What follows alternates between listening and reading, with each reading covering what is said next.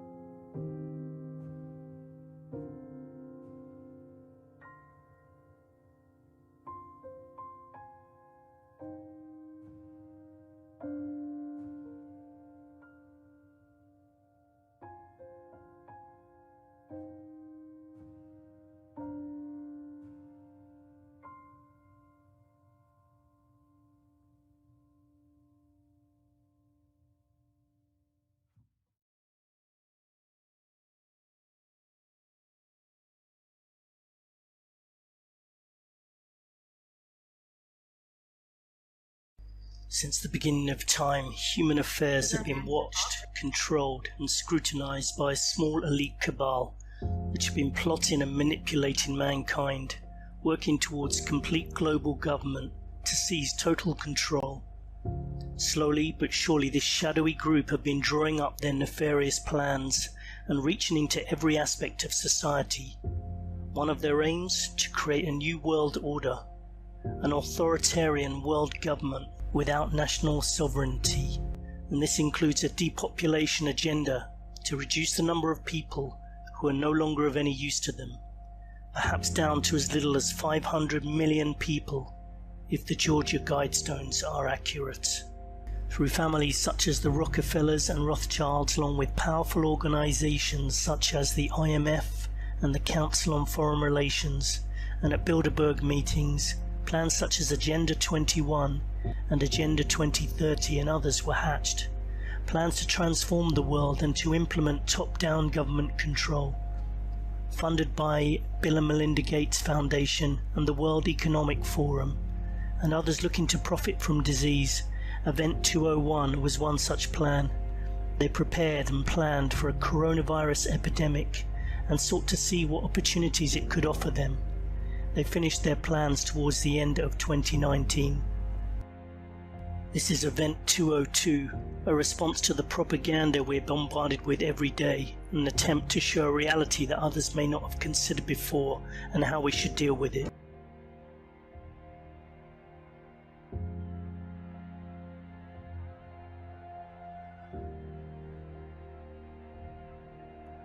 We are told that the origins of the disease called COVID-19 came from China, and it's said to have started in a wet market in Wuhan, or was released from a level 4 lab nearby. The virus quickly took hold due to its high infection rate, and the Chinese government went from being an oppressive government to an even more tyrannical government overnight, and started lockdown measures that were to become a model for the rest of the world. With which China detected the outbreak, isolated the virus, sequenced the genome, and shared it with WHO and the world are very impressive. The virus spread across the world, and by April there were said to be 2.5 million people infected. Luckily, there was plenty of advice on hand. Covering the mouth while sneezing and avoiding raw and undercooked food. To stop transmission of this virus, it's very important that sick people wear masks. The world came to a halt. Bars, clubs, restaurants, gyms, shops and businesses closed down in varying degrees across the world. People were told to stay inside to save lives. Each country has followed the measures and appears to be working in lockstep, working together and cooperating in a way never seen before. Saving lives means even tougher social distancing rules for indoor gatherings. Control measures are now being brought in to condition people to change their behaviour, often aimed at children who are in the most critical years of education and are learning social norms. You should be distancing yourself from every fellow Australian where possible. People are constantly told to get used to this new normal. Adults are being conditioned to believe they are non-essential and encouraged to be aware of their mental health, perhaps to make it easier to detain people under the Mental Health Act. New laws have made this much easier. Mass gatherings such as religious meetings, concerts and sporting events have been cancelled. People have been told to stay away from each other. Prohibiting mass gatherings is a common tactic of fascist governments when they want to make protests illegal.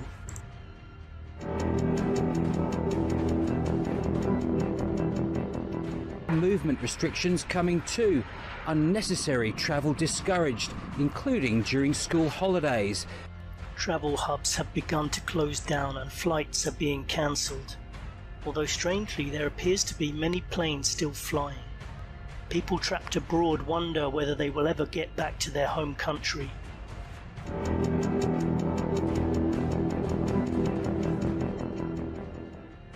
New restrictions have been placed upon us all. Most countries have introduced new laws and given new powers to the police which are quickly enforced under the guise of keeping people safe. Curfews have been introduced in some countries, such as in Thailand, where there are penalties of 2 years in prison for those who venture out after 10 p.m. In the UK, the police can now enter homes and take a family member away on the mere suspicion they suspect COVID-19 infection, which of course can be without symptoms in some cases.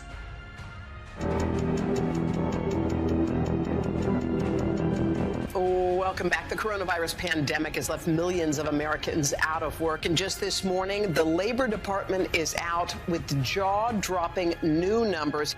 Unemployment has risen and media ramps up the fear and repeats constant mantras about how staying home is saving lives. Drones and AI technology is being promoted as a possible replacement for humans.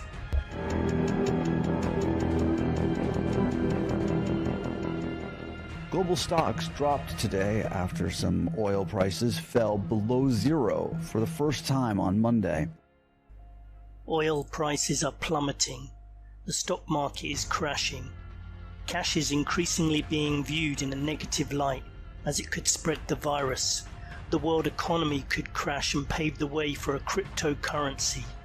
Patent number 060606 details a cryptocurrency system that is linked to humans and releases cryptocurrency according to the user, satisfying certain requirements. Could this be the biblical mark of the beast mentioned in Revelations?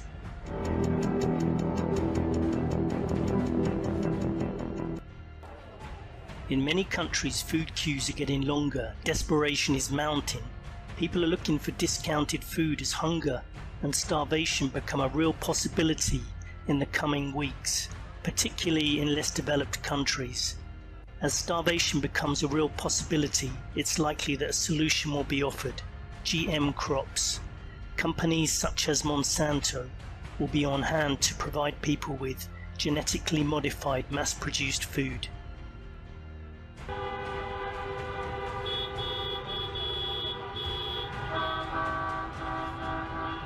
As protests and unrest increase, it's likely that over the next few months, the situation is going to worsen. Shoot them dead.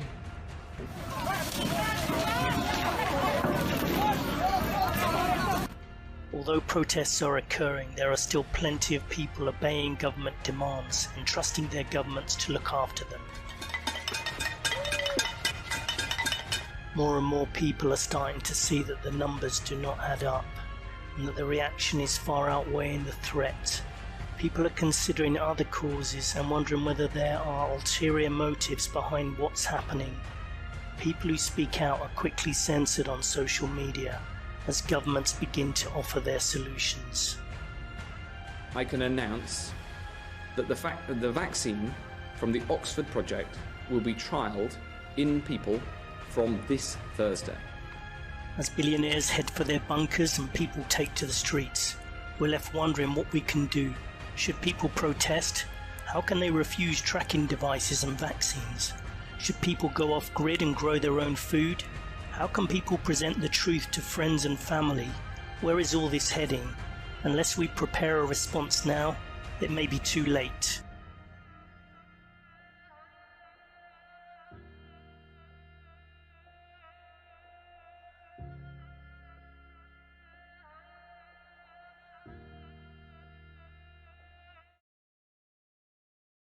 Everybody, welcome to Event 202. I'm your co-host, Shelley Lewis, and I'm co-hosting with Karen B. And this is an unprecedented event, and we're so excited to be able to share solutions with you for Event 202. A little history. In October of 2019, the Bill and Melinda Gates Foundation, the World Economic Forum, and the Johns Hopkins University held a pandemic simulation focusing on a disease outbreak in New York City called Event 201. This event coincidentally simulated an outbreak of a novel coronavirus transmitted from bats to pigs in people that eventually becomes efficiently transmissible from person to person, leading to a severe pandemic. Event 201 was essentially a focus group for the engineering of a worldwide false flag event and served as a dry run for the world lockdown and forced vaccine rehearsal that we are currently experiencing. Event 202 is a simulation exactly like Event 201. Only this time, we're going to provide solutions. We're going to simulate how millions of people might come together and overcome the fear and terror instilled into the masses and avert the pre-planned solutions by the elite class. I'm happy to introduce Karen B as my co-host, and she's going to take it from here and talk about how this is going to work today and the format that we're going to be conducting this with. Hi, Karen. Yes, Event 202 is a 3.5-hour live online event streamed over multiple platforms and recorded for playback over as many video sharing and podcast platforms as possible. We will present 3 simulated scenarios consisting of a spoken narrative interspersed with simulated news reports and simulated statistics, and a panel of researchers who are experts in what we know about 5G, the NWO agenda, common law, and the legal system, as well as alternative health, police and army tactics, activism, off-grid living, self-sufficiency, martial law, and any other relevant fields will provide their perspective on each scenario, with the aim of formulating and crystallizing viable solutions and strategies that could make each scenario feasible. Each scenario will end with a short Q&A session where the most poignant questions from the worldwide audience will be posed to the panel. So now we need to introduce our panel. Yep. All right, we'll start with Mark Steele.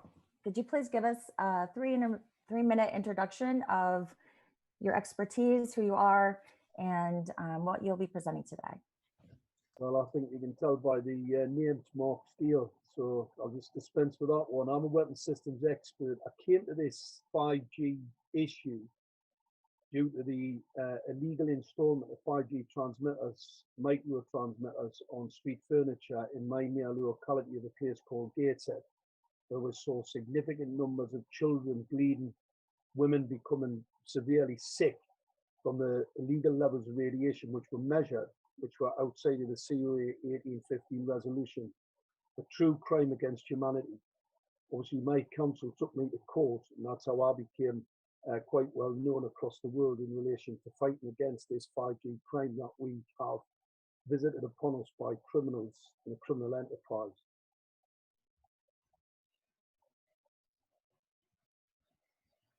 Okay, great. So the next guest will be introducing themselves will be Ronald Angel, please. Yes, hi, I'm Ronald Angel. I'm a civil engineer from the University of Michigan, Bachelor of Science. Also, I'm a scientist and an engineer. I've been a member of Architecture and Engineers from 911truth.org, and I'm also a member of American Society of Civil Engineers. And the American Society of Civil Engineers does not go along with what has recently been discovered as the controlled demolition. There was a court case in May whereby the case was brought by one of the surviving relatives, one of the surviving relatives of someone that had been jettisoned out of one of the towers, and they did testing on what was remaining of his son and found military nanothermite. So I've been a very outspoken individual for 9/11 Truth. Dr. Lieutenant Colonel Bob Bowman spoke out at the University of Pacific in 2007. He was actually, before Star Wars, he was head of the missile shield to protect the United States. At that time, it was to use missiles shooting down other missiles. He said it was Richard Cheney that planned 9/11. So I survived a genocide in Chicago. We thought we could bring impeachment proceedings and indictments against Bush, Cheney, Rumsfeld, and Rove. Karl Rove was indicted. He's recently been pardoned by the current administration. They used poison in the water. I distilled my water to survive. The dog food in 2003 in Illinois was poisoned. I called my vet. Why is my dog throwing up? She said, all the dogs are throwing up. And so she said, make all the dog food in a, rice, beans, dried beans, and chicken and vegetables. And that saved my life. Between the water distiller from Sears Roebuck Company and making my food from old dried lentils and other beans, I lived through the genocide. I witnessed many people, many of my friends that died. The best thing you could have is a water distiller, and also dried food. And I actually had to look for dusty cans because the commercial grocery store, the Dominick's and the Jewel's grocery store were attacked by what Dr. Lieutenant Colonel Bob Bowman said was Blackwater, XE, which is Eric Prince's company from Michigan, and Wackenhut, which is now G4S. They actually came in and did these psychological operations. And I just can't thank people enough for being on this. Also, they use sarin gas, I was told, in Oak Park, Illinois. Thank you, Ron. Yes. Thank you, Ron. Yes, you're welcome. And who do we have next on the panel? Okay, we'll be introducing Amanda Vollmer. Hi, thanks for having me. Hi, Amanda. Hi, I'm in Ontario, Canada. I don't know if there's other Canucks on the panel. I'm a Bachelor of Science in Agricultural Biotechnology from University of Lethbridge, and I went to Naturopathic College, Canadian College of Naturopathic Medicine, and that was the beginning of really the training, but it's really about being awake. And from, since the age of 8, I can see this world as it is. A lot of people can't seem to see truth and see the scams going on around us. So I have that angle coming in. As well, I've owned and operated my store, which was called Yummy Mummy Emporium Apothecary, and now I've renamed it to Yum Naturals, and I make over 150 natural remedies. I wrote a book on DMSO called Healing with DMSO that's just come out this month. So I keep myself busy with creating and inventing new blends with dimethyl sulfoxide, which I'll hopefully talk a little bit about later, and keep myself busy as a single mom. So thanks for having me. Thanks so much for joining us. Joining us today is also David Barstis. Thank you. I apologize. That's all right. I live in the U.S. I have a degree in criminal justice. For 20 years, I've been researching Satanism, Big Pharma, Illuminati, the bloodlines. About 8 years now, I've been focused on law, administrative law, how to seek remedy in the courts. I've been helping people locally deal with debts, criminal matters, motor vehicle matters, family courts, child support, and getting them out of the stranglehold of the government. So that's pretty much my area of expertise. So I'll keep it short. Thanks, David. Next up is Matt Landman. Hello, thank you everyone. Happy to be here. My name is Matt Landman. I'm an activist in the United States based in Northern California. Grew up on the East Coast outside of Washington, D.C., and I'm proud to have tackled so many activism-related issues in my life thus far. I've made the film Frankenskies about the geoengineering agenda ongoing. I've also tackled the 5G issue as of late and launched an EMF protective clothing line, Spero, S-P-E-R-O, and I'm happy to play this part and do what we can in these times. Thank you. Thanks so much, Matt. Next up is Mark Devlin. Hello, everyone. I'm here in the UK. I was formerly a club and radio DJ and music journalist. These days, I'm an author, researcher, speaker in truth and alternative type issues. I've been on this path for 10 years. My specialist area of interest has been who really controls the entertainment industry, and particularly the corporate music industry. And I've been full-time researching this for several years. I've put out 2 books titled Musical Truth, detailing all my findings. One of the most interesting areas of research to me has been discovering that the controllers of these industries are the controllers of every aspect of our daily lives, and particularly the architects of the current narrative that we're experiencing are occultists. They're dark occultists. They adhere to ritualistic behaviors according to their religious belief systems. And understanding how they employ these is very key to getting to know what the next step is likely to be and what their next move is going to consist of.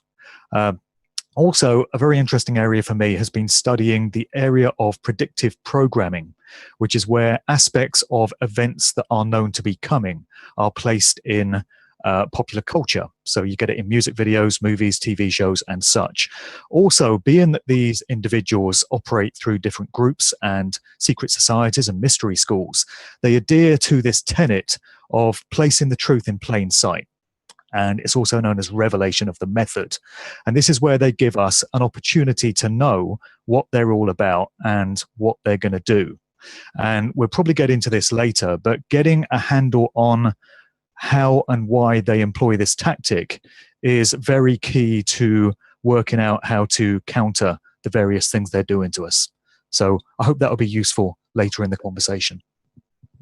Absolutely. We're going to dive right into predictive programming. So thanks so much for being here. Next up is Yasmin Dada. Did I pronounce it right? Yes, this is Yasmin Dada. I'm really grateful to be here. Hi, everyone, and all the people watching live. I am a writer and researcher in a biology degree, and my previous history with professional studies have included cognitive neuroscience and psychology, but all the things that I've learned have been through my personal research, having gone through multiple sicknesses and had to heal myself. So my personal expertise is with natural remedies and learning through lots of experiences that I had, detoxing, fasting, trying different remedies through nutrition and herbalism. But the reason that this has been important for me is that the awakening procedure changed the professional path that I was on, as I've always had an interest in the life sciences. The understanding that there are patterns and symbols in everything that happens around us has basically changed the path that I was on. And of personal experience for me has been going through really tumultuous and abusive experiences in which I learned the mechanisms of psychopathy, abuse, and gaslighting. And I found those expressed all around me, not only in shadows expressed within myself, but in things that happen around us. And the studies of this type of thing have shown me the type of behavior that occurs around us, including the predictive programming and how it is that we are affected on a mass level. So the studies of these things, liberating ourselves on a food or medicine product level, as well as understanding mind control and frequency warfare, can actually liberate us from these signals around us that script our reality. I'm really grateful to be there. Thank you. Thanks so much, Yasmin. We're excited to have you here. Kate Shimarani. Hi. Hello, can you all hear me? Yes, we can hear you. Oh, hi. Thank you. Okay, so hi. So I'm a registered general nurse, an independent nurse prescriber, and I hold a diploma in personal nutrition. My life really changed over 8.5 years ago when I was diagnosed with a very aggressive cancer. And following surgery, I just opted out of every other form of treatment, even though I was advised that I would die. That was to completely change everything that I was ever taught about modern allopathic medicine, and I looked at the whole history of it. And I've seen that go on further, where everyone really, apart from the emergency room, everything about nursing is really about applying a pharmaceutical drug. And no one actually knows, really, from what I see, how to actually heal a body. So you see all of the doctors now, all of the healthcare professionals have the complete monopoly. We have the 1939 Cancer Act in the UK, where you're not actually allowed to tell a patient you can cure them. And so what you see now is just a pharmaceutical-led industry, which is what it is. The attempt is to make you sick and keep you hooked on lots of drugs. And we see that evident today, that even when presented with the facts, and they are scientific facts, doctors have come out with this pandemic, that still in the UK, the doctors and the nurses are still adhering to the narrative without question at all. Well, we're excited to learn about your expertise, and our viewers are going to be very grateful to hear what you have to say and some solutions with the vaccine agenda and the whole big pharma agenda, actually. So thank you so much. Dave Murphy. Okay, wow. I'm Dave, known as allegedly Dave. I'm a former computer programmer, but about 16 years ago, I started researching the truth, and I haven't stopped since. gone into lots and lots of different areas. So I'm a kind of what's that phrase? Jack of all trades, master of none. So I kind of know enough to be dangerous in a lot of different subjects. So this kind of this event was kind of my idea. It just came out of a joke, and I am absolutely blown away that it's actually come to pass. So that's all I'll say. Thanks. Well, we're excited, Dave. This is a brilliant opportunity to be able to really get the truth out there. So thank you so much for your joke. We're excited about being able to share and get everyone together. Next up is Derek Brose.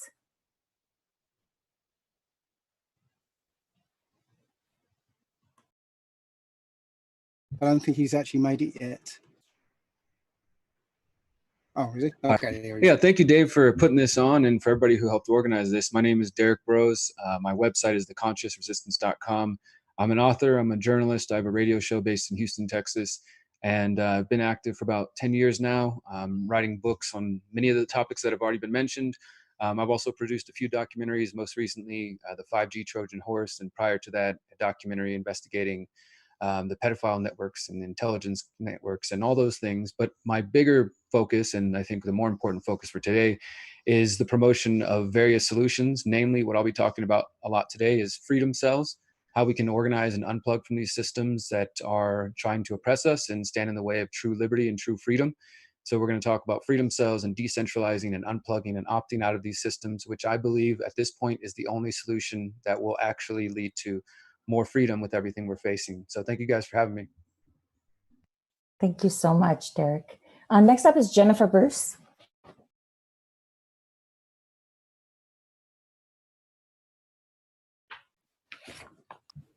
Yeah, I don't think she's on the chat yet.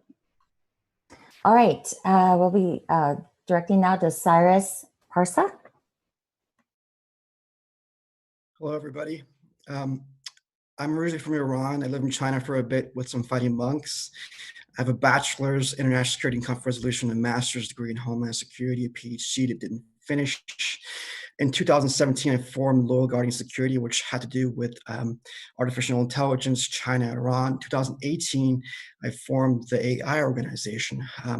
The goal of the AI organization is to be the risk assessment and the watchdog for the misuse of AI, 5G, robotics, quantum technology, anything related to censorship, big tech, and of course, China. In 2019, I gave a brief to the Secret Service, 5 pages, about this time. And the conclusion was, if China and big tech are not reined in within 1 year, maximum 2, the entire world's citizens will be enslaved or their lives will be threatened. How it connects to the 5G system. 2019, the summer, I gave a 62-page report, mainly Chinese companies, but the conclusion was China threatens all the world's citizens on the coming 5G network as it connects to artificial intelligence, quantum technology, robotics, and of course, bioengineering. That was my initial report to the Secret Service, that they were looking at weaponizing viruses and bioengineering things, and it threatens all the world's citizens. I waited and waited. I didn't want to mess with the trade war, and I published AI Trump China and a weaponization of robotics with 5G. Purposely didn't include any company names. This is very deep. I can talk about it later, but I had people in DHS give it to the CIA. They dispatched to the White House. Trump sat down with Prime Minister of Australia and said, China threatens all the world's citizens, exactly from this. And then he asked you to do robotics too. So next step was nobody would take me, no media would take me at all, because I brought up 5G and all these different things and how every person on the world is being threatened. Then I've published Artificial Intelligence Dangers to Humanity, which included this book inside of it. I included 50 of 1,000 plus companies that I investigated. 500 were Chinese and 600 were American, European, Canadian, Australian companies, had to do with 5G, artificial intelligence, quantum, and so on. Conclusion was China threatens all the world's citizens as it connects to the 5G system with big tech. And within 2 weeks, Trump's AI department said the same thing, China threatens all the world's citizens, 5G, robotics, so on. Nobody would pick me up. Everyone kept on stealing my stuff, plagiarizing. Media wouldn't pick me up. Content just everyone just went after me. So I was the most censored person on the planet.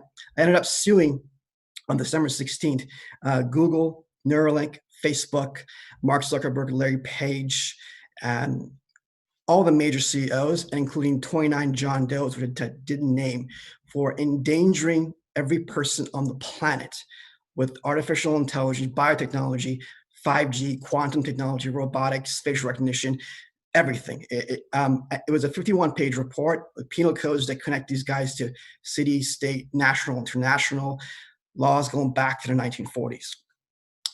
It reached over 100 million people on Twitter, but they kept on taking parts of my tweet. I couldn't get a donation to serve these guys. Trying to get media people to pick me up, everybody kept on plagiarizing my work, content creators, and other people would just push me aside. So a lot of hate came on me because I took on all the major elites, and China was actually in the lawsuit. So the last step I did was February 24th, I released the John Does, which include former President Obama, Clinton, Biden, Schiff, for negligent transfer of this biotech technology, which I called it on December 16th. And my book says that the world is in danger, including a virus inside of this book and the other one as well, that they were mixing animals and humans, and how it connects to the 5G system, how it replicates. All these things were in the book before it happened. So when I released this lawsuit, it became really big as well. I think over 1 billion people know about it, but people wouldn't pick me up. Every media was saying you're complicit in crimes against humanity by not running my lawsuits before this lockdown happens. Even my books, Call the Lockdown, Call the Drones, everything is in the book, even a year before I get to the Secret Service. So there were other people on the lawsuit, which are called the World Bank, the Rockefellers, George Soros, and CNN for not reporting. I interconnected everyone on everything. And even today, when I'm sitting with you, and the media won't pick me up, and content creators keep on just plagiarizing my work. So I put out a lot of videos on like 5G and AI. Again, they come from an extract of 1,000 companies that have been Excellent, Cyrus. Thank you. I don't mean to cut you off. We're going to just, we're going to definitely pick up more information on that. We want to keep the panel moving so we can get to the first scenario, but thank you so much. We can't wait to hear more about it. Next up is Shai Danon. Hi, everyone. It's a great pleasure to be here with you. My name is Shai Danon. I'm from Israel. In the past year, I've interviewed some of this panel, which we have here now.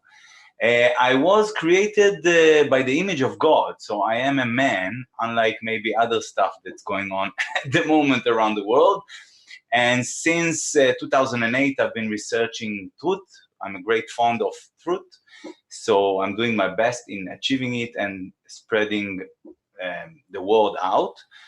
Since I discovered about 5G, almost on a daily basis, obsessively, I was researching it and putting out information to let people know, especially in Israel, in Hebrew. And not many people are doing my work at the moment in Israel, and I hope more will do. But just to let you know, in the past 5 or 6 weeks, from few dozen people who know about 5G, we have now more than 100,000 or hundreds of thousands of people in Israel who know what is 5G and are willing to stop it.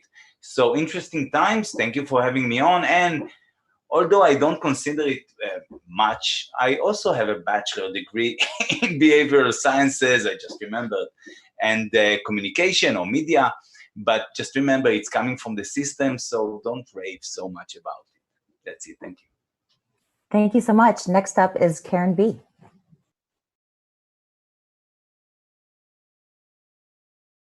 Okay, we'll come back to Karen. Next up is Celeste Solom.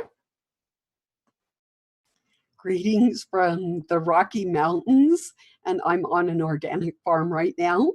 And my background is FEMA and Homeland Security, and also environmental medicine. And so I have it's YouTube channel. It's the Celestial Report. I'm the author of 2 books. One is Electromagnetic Radiation Protection Solutions, that tells you all about the supplements and the foods that you can eat to protect yourself from 5G, cosmic rays, and God forbid, a nuclear event. And so my specialty is providing creative and fun solutions to some of the problems that I know are coming. How I got on board with this is when I was 5 years old, my dad looked me square in the eyes. He worked for naval intelligence, and he said, "This is going to happen on your watch and you need to prepare." And so I spent my whole life doing that. Thank you for having me. Thank you so much, Celeste. Next up is Karen B. Hi, my name is Karen B. I am a content creator on YouTube, independent researcher, and I am a single mom. And so it is my pleasure to be here with everybody and to get this information out to as many people as possible. So thanks everybody for being here. Thanks so much, Karen. And I'll introduce myself. My name is Shelley Lewis. I am a graduate of West Point. I served 5 years in the military. I jumped out of airplanes. The expertise that I'll be bringing today will be martial law. I also have a holistic health practitioner's license. I was vaccine damaged when I was in the military. And so I'll be talking whatever I can contribute to that. And I'll also be talking about my military background and what's really planned with this whole New World Order here. But in the meantime, I have this awesome opportunity to take you on this journey that we're going to be experiencing with Event 202 with myself and my co-host, Karen B. So I think without further ado, we're going to run right into the first scenario. And the way it's going to work is we'll have a roundtable discussion about where we are, how we can avert some of the things that are planned for us, and what are some practical solutions that people can take right now, because the time is of the essence, not to promote fear, but this is urgent. So we're going to get this information out there. So Robin, our amazing technical facilitator, is going to run the first video for us.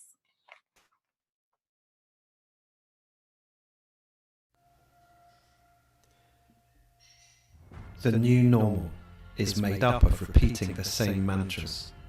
The media and governments bang the same drum. Yeah, I think the first video is, like not even 2 minutes.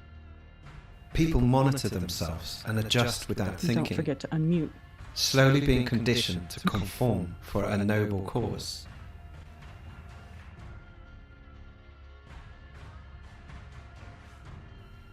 Under house arrest, people learn to live apart from each other, removing all important connections. So we can't hear the videos? Do we need to hear them?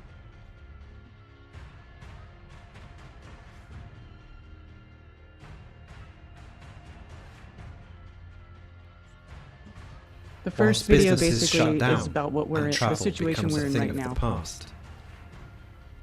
Yep, social distancing, the new normal, all these new buzzwords. We're going to be talking about that, and we'll just kind of go around and across all platforms. You know, all these this new nomenclature that they're using with all of us, and basically conditioning us.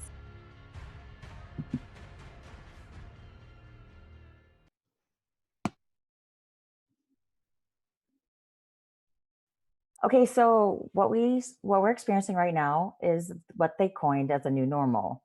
And this is nomenclature that is stuff we've never really heard before, but I've heard it with the whole Paradise Fires. I don't know if anyone's familiar with all the burning that's happening in California. But you know, the governor came out and said, this is the new normal, get used to it. And so this is dealing with a lot of programming, conditioning. And so we want to talk about this, and let's first start. Let's take it away right now with Mark Steele. What are your thoughts on this?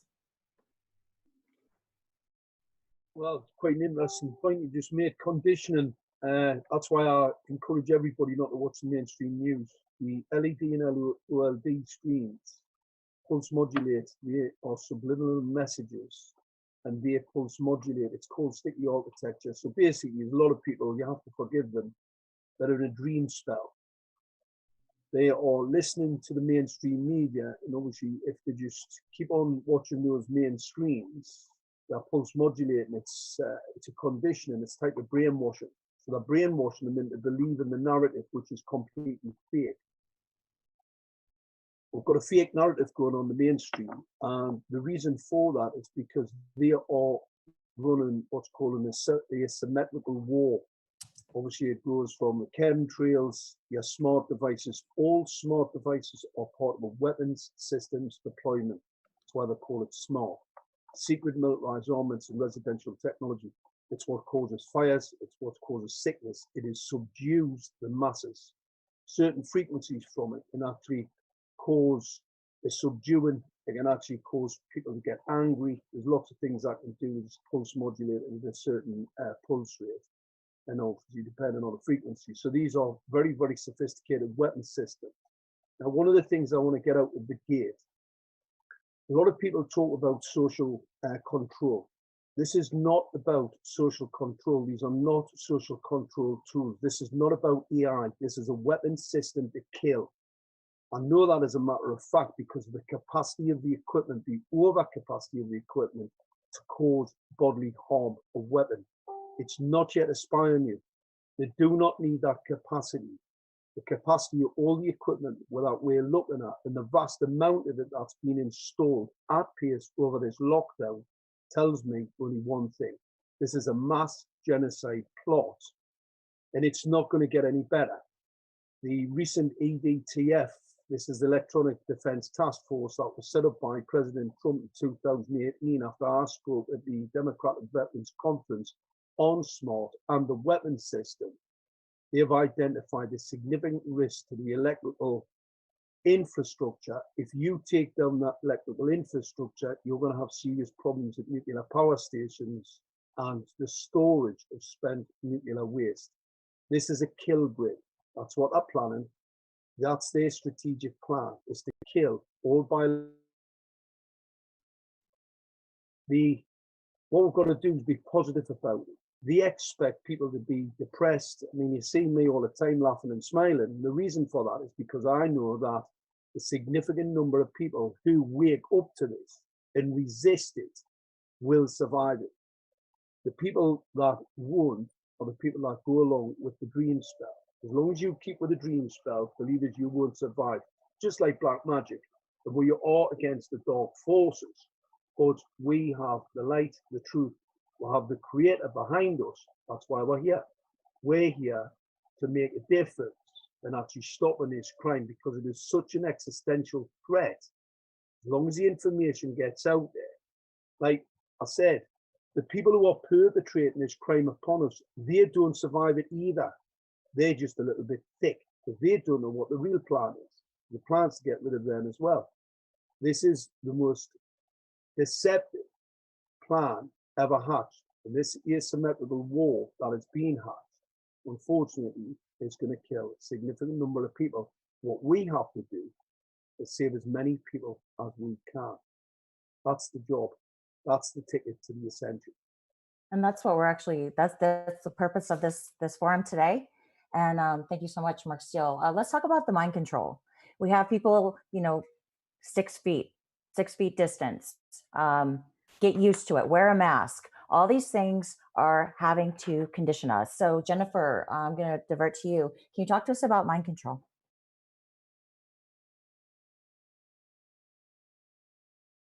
Okay, I'm actually going to divert to Cyrus. Cyrus, can you talk to us about mind control?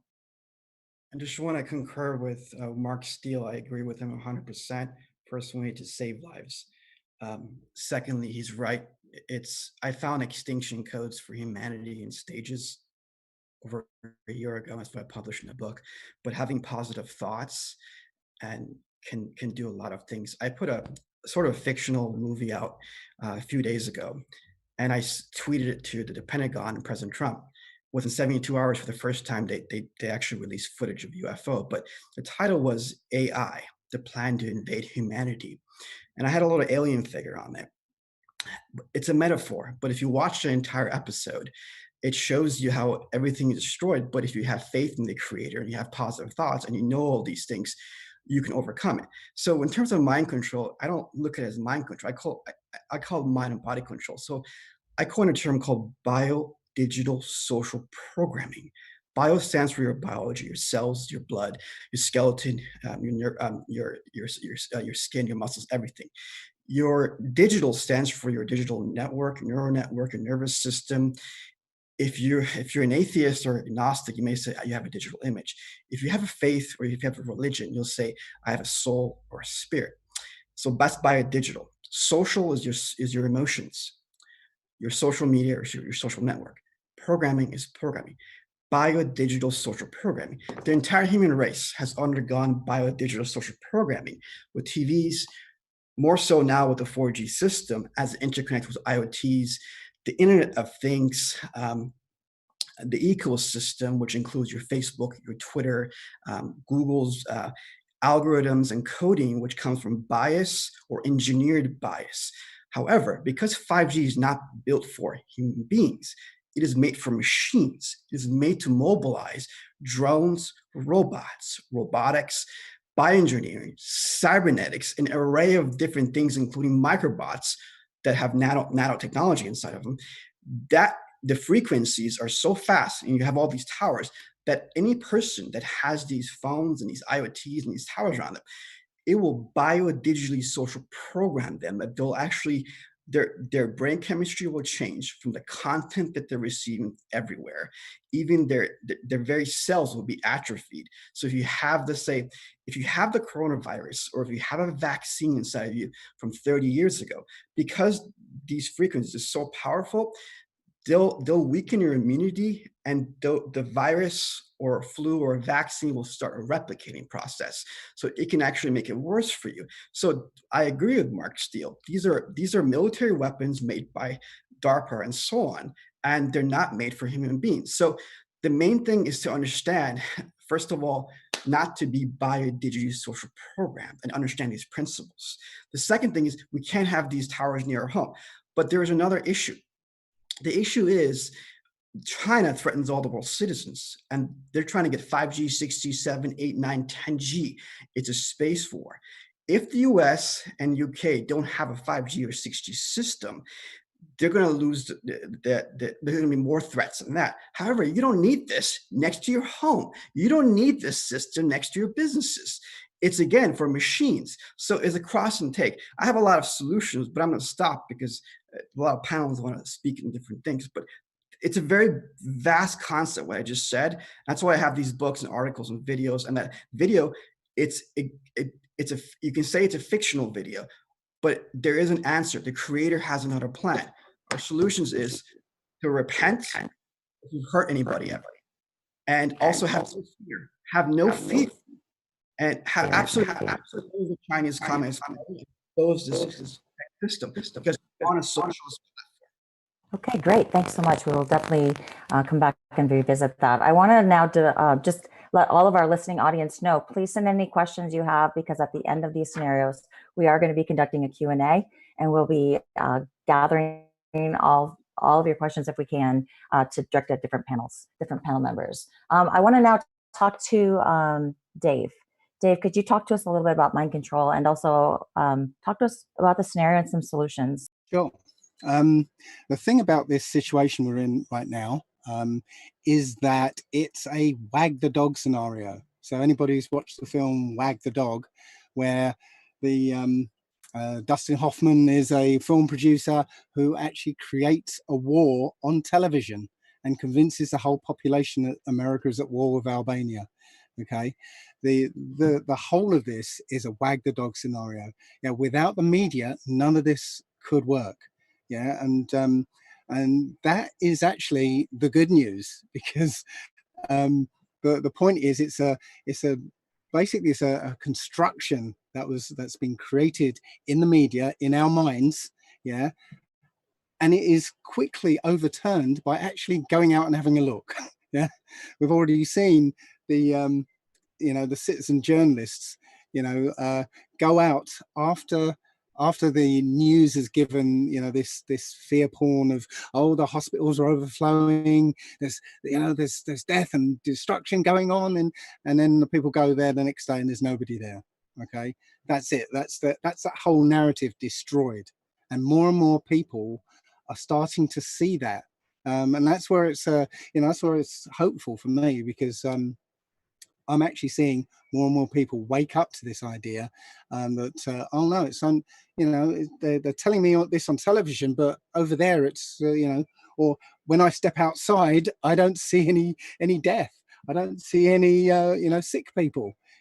This is the thing. It's only in here and on the screen, and that's where it's we can if we can move people's attention away from the media and to reality, then this whole house of cards will collapse. Absolutely. Thanks so much, Dave. I would like to divert right now to Amanda. I'd like you to talk to us about social distancing, please. Sure, thanks. One of the reasons to have social distancing is, if you've studied any Heart Math Institute information, is we have energy fields and we also have a heart field. And it's exactly that distance that our heart fields do not then overlap. They're really trying to tear us apart on every level.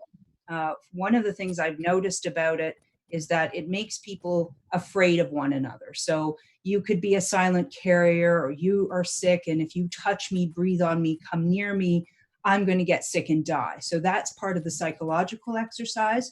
I've noticed a lot of hate coming at me because I'm very vocal about this pandemic.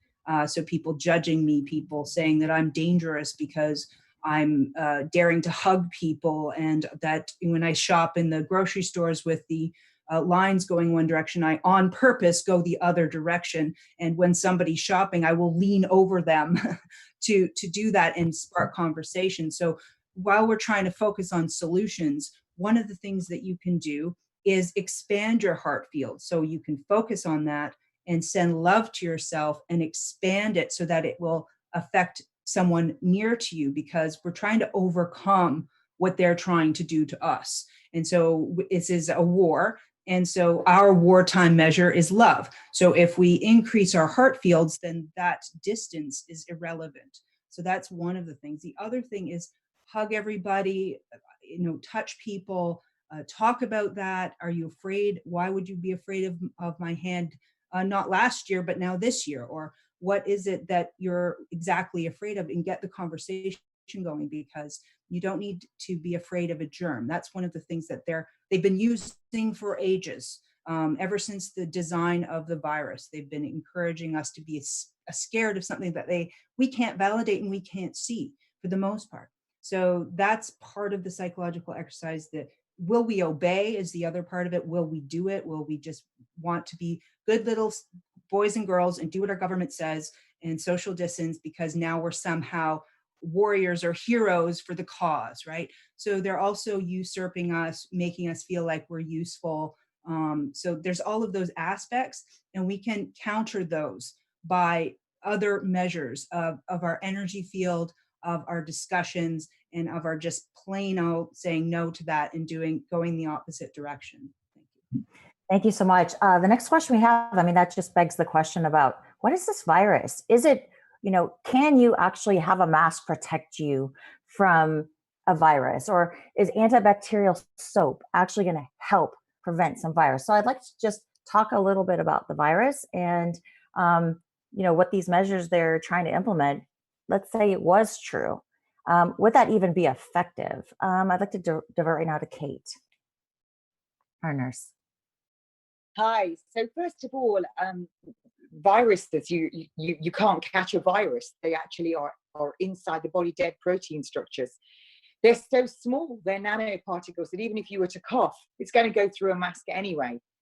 So when you would be in a surgical experience, you would wear masks and gloves and a gown to protect a patient from whatever bacteria on you. So what you have is these nurses are in the hospitals, in the nursing homes, and assuming the narrative that a lot of these nurses, or most of them, don't know. And you even have doctors saying that, you can catch a virus. I have lots of, they are not doing a test. They're just diagnosing people with having this COVID, and then they're putting them into a room.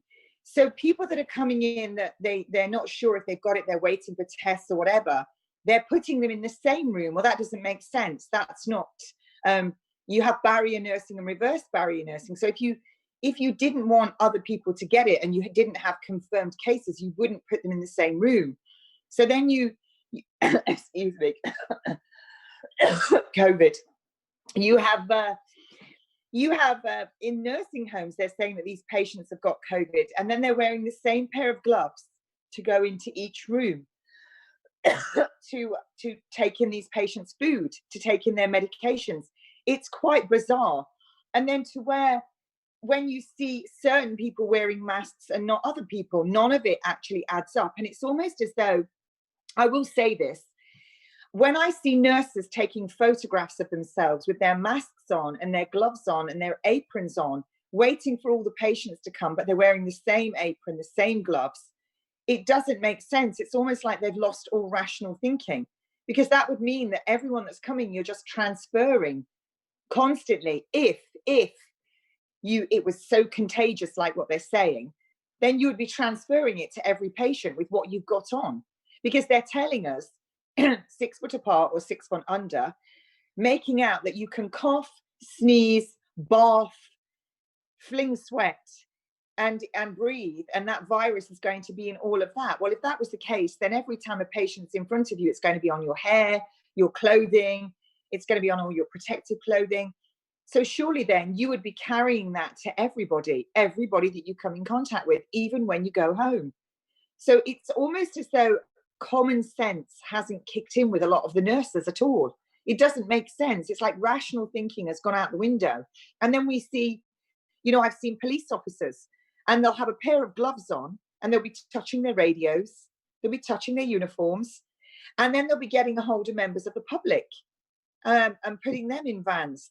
Well, then that would mean that they've just cross-contaminated everything with this really, really infectious pandemic. It's quite bizarre. Absolutely. And they're creating this fear of, a virus that's not how viruses are transferred. I'd like to talk a little bit to Derek Braz. Talk to us about, what about this disease that's all wrong? And, what are the common things that just don't make sense? Yeah, thank you for that. So I've interviewed Andrew Kaufman, who I know is supposed to be on this call. I've also interviewed authors Don Lester and David Parker, who some of the audience might be familiar with. They wrote a book called Why Everything You Thought You Knew About Disease Is Wrong. I also recently interviewed Dr. Stephanie Seneff from MIT. She put out a paper about glyphosate and the role that glyphosate could actually be playing and affecting other people.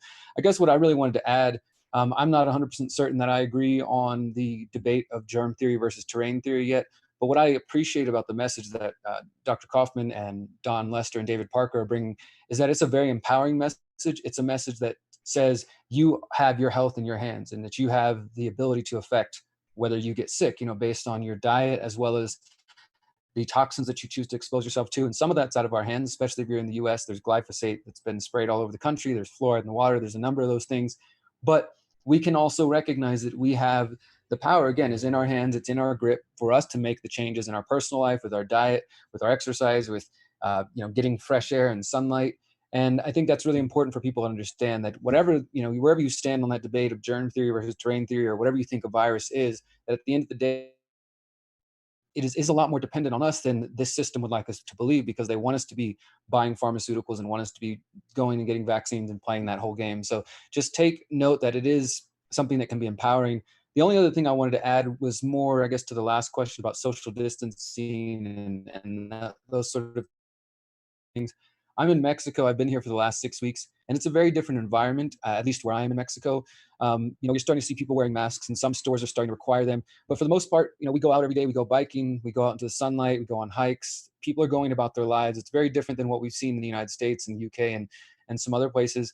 But the thought I want to put into everybody's head when it comes to masks is, for me, when I went to the grocery store yesterday to go to the market to buy some food, they said, oh, well, now we're requiring masks. And I turned right around and I left, because I personally am not willing to wear a mask to go to the grocery store that I want to visit. I would rather shop elsewhere. And that's just me. Everybody can make their own voluntary choice. But what I want you to think about and ask yourself is, how far away is the pressure or the decision to wear a mask because it's convenient, or because you need to go to work, or you need to go grocery, or you need to travel? How far away is that from asking you to carry an immunity passport? Or how far away is that from asking you to take a mandatory vaccine? I think we need to start pushing back in whatever way you feel comfortable, even if that means, I'll patronize another store that's not going to require me to wear a mask, or I'm going to, just whatever choices you make, just think about if they can get us to submit to wearing masks and then staying away from each other and locking ourselves down and being afraid, not only is that going to harm your immune system, but how much harder they're going to have to push to get you to accept an immunity passport when they tell you you can't travel without it or you can't work without it. So please start thinking about those questions, because they're becoming very, very irrelevant to our lives right now. Slippery slope. Yeah, absolutely. It is a slippery slope. I'd like to talk now to Mark Devlin. Could you talk to us about how all of these kind of came about around the same time? You see kind of this pandemic where everybody's on board on time and they're all implementing the exact same measures. So again, that goes back to Event 201, this predictive programming. Mark, could you talk to us about that? Oops, I think your mic is mute, Mark. Mark. Am I on? Sorry about that. Can you hear me? Yeah, loud and clear. Okay. We can know that we have invisible controllers who hide in the shadows from the fact that virtually all countries around the world adopted the same lockdown measures at pretty much the same time, with just a few weeks different. There are a few rogue states like Belarus, Iceland, Sweden, and a few others that don't seem to be playing ball like all the other countries. But for the most part, the world as a whole went into lockdown around about the same time. And this was all in March. It was all around the time of the spring equinox, which is very important when we get into the nature of these occultists again and some of the dates that they observe with their ritualistic behavior. But we have these groups, these think tanks that specialize in working out how they're going to control and dominate and manipulate the rest of us.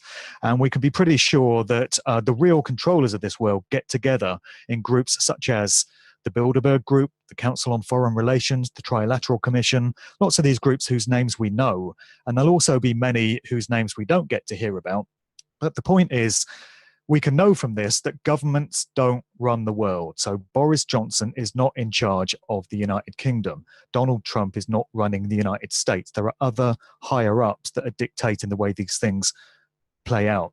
There's also an organization known as the Tavistock Institute of Human Relations based in London. And this group specializes in mass mind control and social engineering. They shape and mold public attitudes and public reactions and behaviors. And we can be sure that Tavistock have played a big role in this current narrative, particularly in terms of things like social distancing and self-isolation, these buzzwords, these phrases that we're now all familiar with. And they've put this stuff in their writings for many, many decades as well. So it's not as if those of us who are paying attention don't have the opportunity to know how these groups operate and the sort of things that they plan to do to us. There's a movie that came out in 1927, almost 100 years ago, called Metropolis. It was directed by a German Freemason by the name of Fritz Lang. And it depicted a futuristic scenario very similar to the one we've got now. So when you watch that movie, the cityscape in which the characters are all living is very similar to the blueprint for the AI smart grid human settlement zones, futuristic smart cities that we have right now, controlled by 5G and artificial intelligence. And this tells you that as long ago as 1927, these groups had an idea of where they eventually wanted to take society. So they operate years and decades ahead of time. They display incredible levels of patience and incredible levels of persistence and tenacity and sticking to the plan. And we're seeing so much of that come to pass now. And again, going back to the idea of predictive programming, which is where we're given an opportunity to know what is coming, there was a movie that came out much more recently in 2011 called Contagion. I've not seen the whole movie, but I've seen some clips from it. And in the dialogue to this movie, they're talking about things like self-isolation and social distancing. They're using these terms. So back then, 9 years ago, it was known that these terms were coming, and we were being prepped for it in the form of these things being placed into works of popular culture. The way these groups and these networks and these individuals operate is by our tacit consent and approval. It's quite a complicated metaphysical concept, but they feel that if they let us know what's coming and give us an opportunity to know what's going to happen to us, when we don't voice any kind of objection, They take our unspoken reaction as our tacit consent to what's happening. So not saying no is as good as saying yes as far as they're concerned. It doesn't matter if people don't believe this. It doesn't matter if people think this is nonsense. They do, and they operate by these tenets. And as I said earlier, understanding this gives us a good heads up on what might be coming next and how we get out of it just by voicing the fact that we do not consent. That's why I wear this t-shirt stating, I do not consent and I was never asked. I think that's a very affirmative statement to put out into creation. Thanks so much. And that's what we're kind of seeing here is a lot of activism, self-activism, do not consent. I mean, if you want to see a different world than what we're living in currently, then our voice has to matter. And we have to get out there and say, no, we're not going to do it. Just by not wearing masks, I'm not wearing a mask. I know the truth about these viruses and educating others, because a lot of people right now are acting out of fear. And so in the last 5 minutes, when we're going to go into the next scenario, and I'm going to have Karen B take that next segment, I want to wrap this up. Solutions. What can people do right now? And I think we talked about that. I do not consent. Thanks so much. Don't wear a mask. Educate yourself on really what's happening here. Understand the mind control, the programming, the psychological, opening up your heart to others, because people right now are scared and they're afraid of others. And so we are going to be a voice for change. And so, Amanda, you wanted to say one more thing. And then if we don't get to you guys at this segment, all of our panel, Karen B is going to get to you guys. So make sure you just, chime in when via chat to let us know when you really want to put some information out there for us. Okay, go ahead, Amanda. Thank you. So a couple of things about the mask wearing. I'll give you these studies. You can disseminate them later, but there are studies on the hypoxic or low oxygen effects of wearing masks. Also, it's important to understand that masks have holes, and if we believe in the virus being an infectious agent, which I don't, but if you did, first of all, most of those masks, it goes right through. Then people also say, well, it prevents me from touching my face. Well, again, with their belief system, actually the transmission is more likely through the eyes than through the nasal passages of this particular coronavirus. But if you look up certain studies, you'll see that there are huge respiratory consequences of wearing these masks. They did a study on pregnant healthcare workers, for example, and they found that they had impeding gaseous exchange. They had a huge additional workload on the metabolic system of these mothers, and they had to limit respirator usage and mask usage.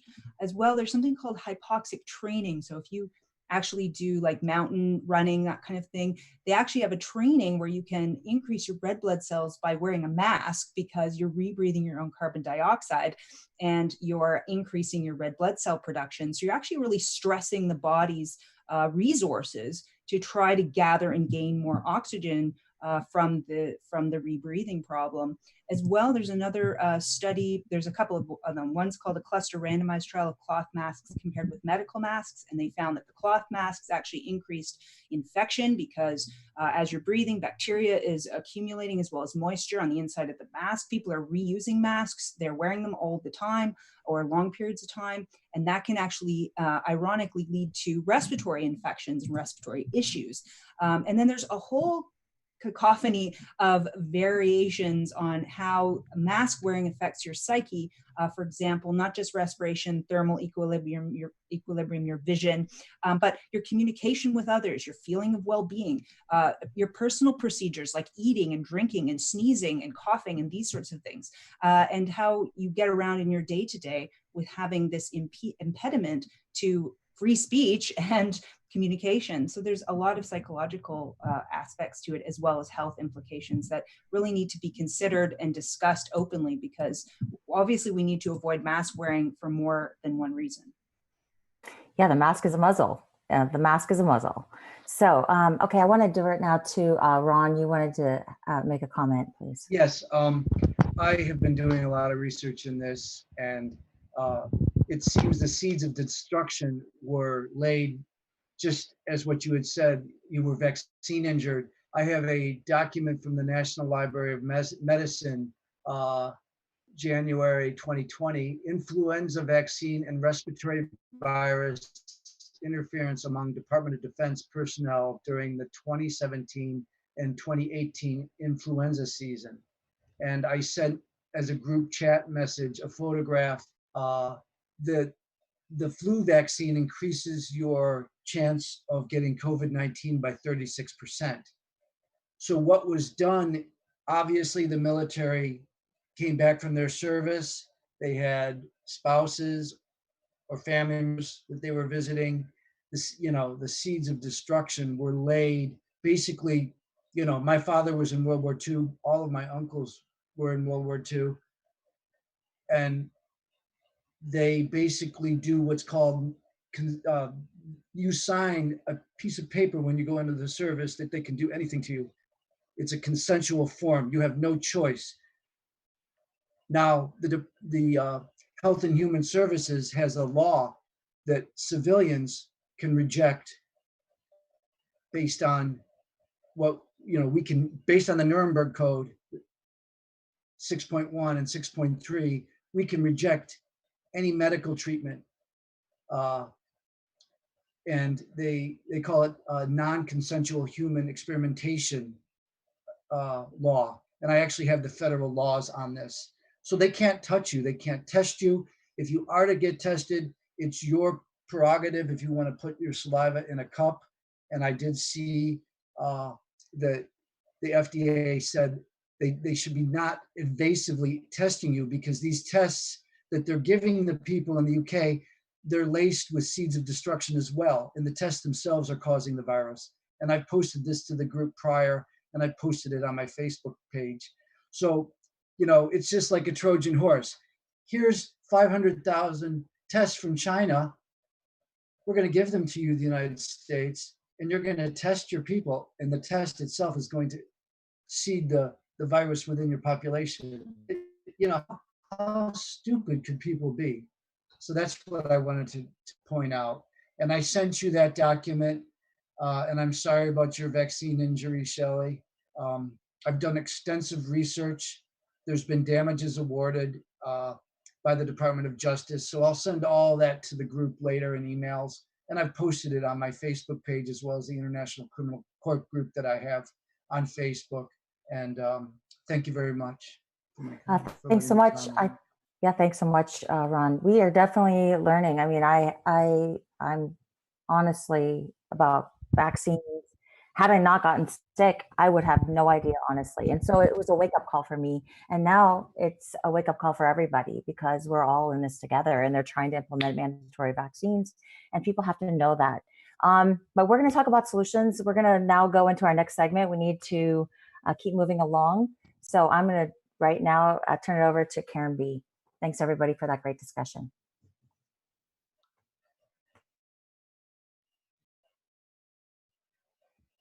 Event 202.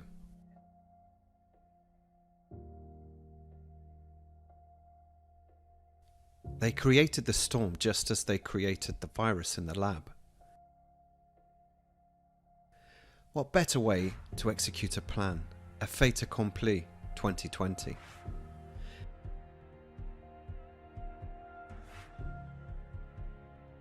Taking advantage of everyone's deep slumber, conditioning and programming. Social distancing still to be regulated as the new accepted laws. Homelessness rapidly occurring due to the newly assimilated digital currency being set up for all society. What better way than to keep the people off the streets whilst people locked in their sleep? Automated surveillance is the key. In full lockstep, the implementation of full state martial law. All this is part of their plan. To be initiated in the same single point of control. Things will get progressively worse. Global currency as we know it will crash. Homelessness will get worse. Digital currency will increase. Many more will go homeless. Mental welfare will be incredibly challenging for more and more people. People will want to escape. the system will be slowly ramped up.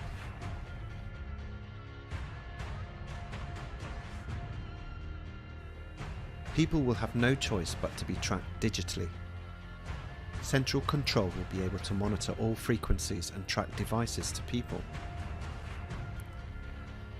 All of this will be initiated under the vaccine procedure and soon become mandatory.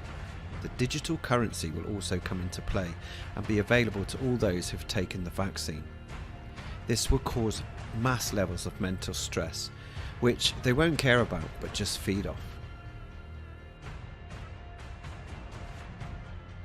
The police state will slowly be formed, and under the guise of a 5G D-Wave technology running through to their artificial intelligence system, this will then be incorporated into the vaccine implemented technological state, integrated into all human beings and into smart cities. This will be implemented en masse. Some will accept it willingly, some unwillingly to a degree, but the enforcement people will be on hand to establish this. Militarization will be the key. Worst case scenario, as you can see, there will be enforcers coming into people's homes, invading privacy, and people that don't accept this, there will be detainment, fines, destruction of property without warning, and vaccines enforced. AI will be used to maintain complete control over every aspect of people's lives, from travel, work, finance, health, freedom of movement, communication, friendships, and especially conformance to a social norm.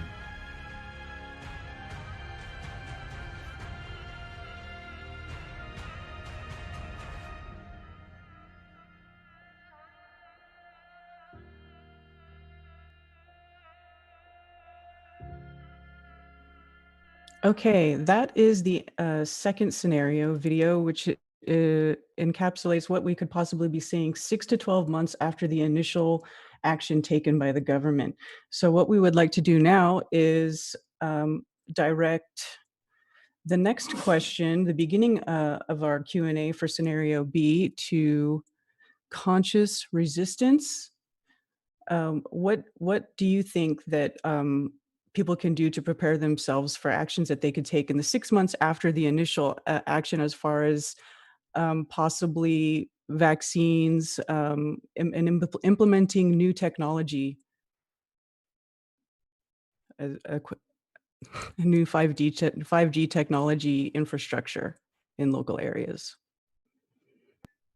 Yeah, so thank you for calling me. It's Derek Bros with the Conscious Resistance. As far as 5G and the video was touching on vaccines, it was talking about biometrics, and this is what I call the technocratic state. Some people refer to it as a technocracy. And you know, we just have to face the reality again without fear, but just awareness. You know, fear doesn't.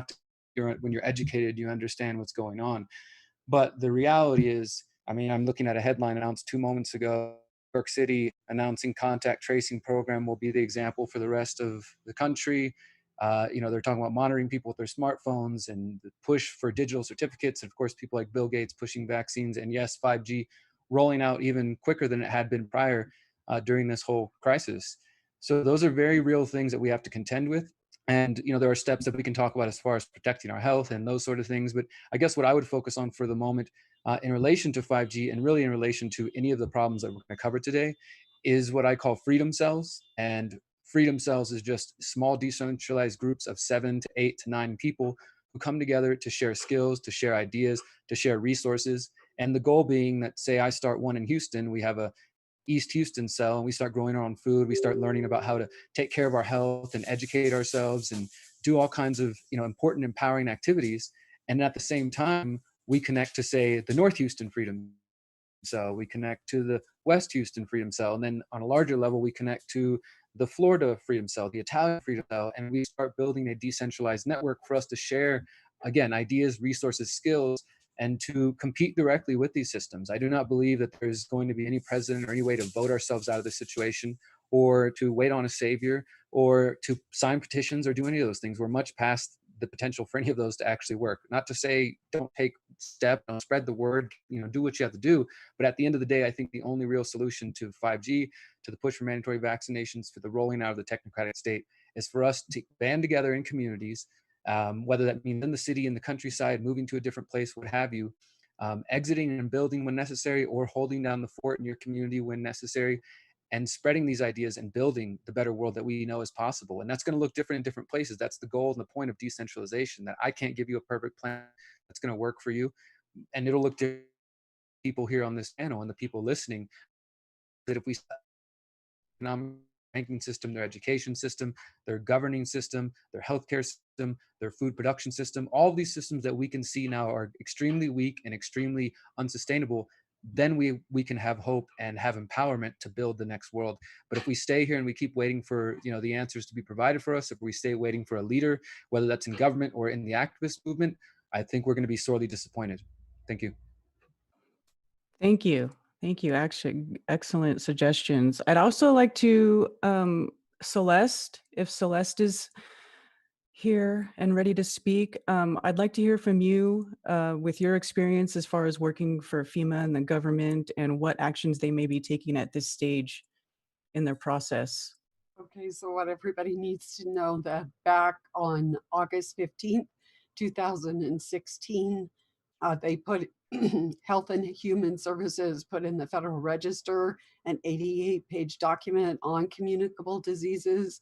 I'm talking about all the language that we're seeing come to pass right now. And it was passed 90 days later, and it just laid in wait for us right now. And so it is actually being activated, or has been activated. You need to know that Health and Human Services entry into the Federal Register was a UN mandate, that this is actually coming from the United Nations, and so that everybody's harmonized. That's why you're seeing everybody speaking the same language. That's why we've got the same program going out. And what I would say that we're up against right now is a soft martial law. It has not gone hard. And when they talk about waves, we have something called dual use language. And so what happens is, while the waves of the virus come, they're also going to give us managed waves of a little bit of freedom, some resistance, and then we're going to be incrementally going tighter and tighter into tyranny. And so I agree with much of the other panelists where the buck stops with me as far as, resisting. I think people really need to understand what the deeper significance of what they're talking about. When they're talking about testing for COVID, it is actually a blood harvesting, and it's going into the quantum supercomputers. They are running post-crime and pre-crime, as well as this came out about 2 weeks ago. They said, well, we got the blood anyway, so we are going to go deep into your family history. That has all sorts of ramifications because HIPAA laws have been suspended. Actually, the Constitution has been suspended, and I could spend hours going into that. The second thing is that there are 48 different vaccinations. They contain aborted fetal tissue. They contain humanized mice. What is a humanized mouse? It is a mouse that has human organs, human blood, human immune system. It's basically a mouse in a human in a mouse suit. And then they take human proteins and put it into the vascular system of plants. And then, so it's like a hybrid human plant. And they're going to mix all this in a blender with a little CRISPR, and they're saying that this is going to keep us safe from the pathogen. The last one is the one that I'm really worried about, and that's the DARPA hydrogel. Basically, it's nanoparticles, and they have been experimenting with it for 10 years. They wanted to put chips in the brain. They didn't want to have to do surgery, so they came up with this nano hydrogel. As soon as coronavirus hit, they were there. They said it's ready to deploy. And basically what they're going to sell the public is it will alert public health that you are sick before you have that scratchy throat, before you have that cough, before you get a temperature or anything. But it also does many other things. So once this hydrogel gets into your body, it is nanoparticles, so it assembles inside your body. It starts growing and fusing with your cells, your ligaments, your muscles, your bones. So in the old days with the RFIDs, you say, oh, it's not cool, I changed my mind. People got them cut out. This becomes one with you. You can't. But the absolute worst scary part about it is you become one with a computer. You become your own computer interface.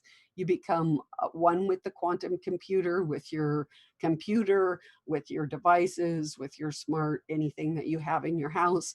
And we are going to be told that unless we do all 3 steps, get tested, get the vaccination of whichever one they choose. They're all basically the same, but they go much deeper than pathogens.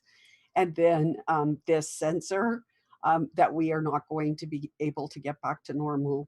So that's kind of what's going on. And so part of the first part of making a decision is educating. So now you know what the basic plan for this is. And so now it's up to you to decide what your plan is. And that is you're probably going to get some consequences for that. That might be prison time. It might be being secluded in your home. You may not be able to go to the grocery store.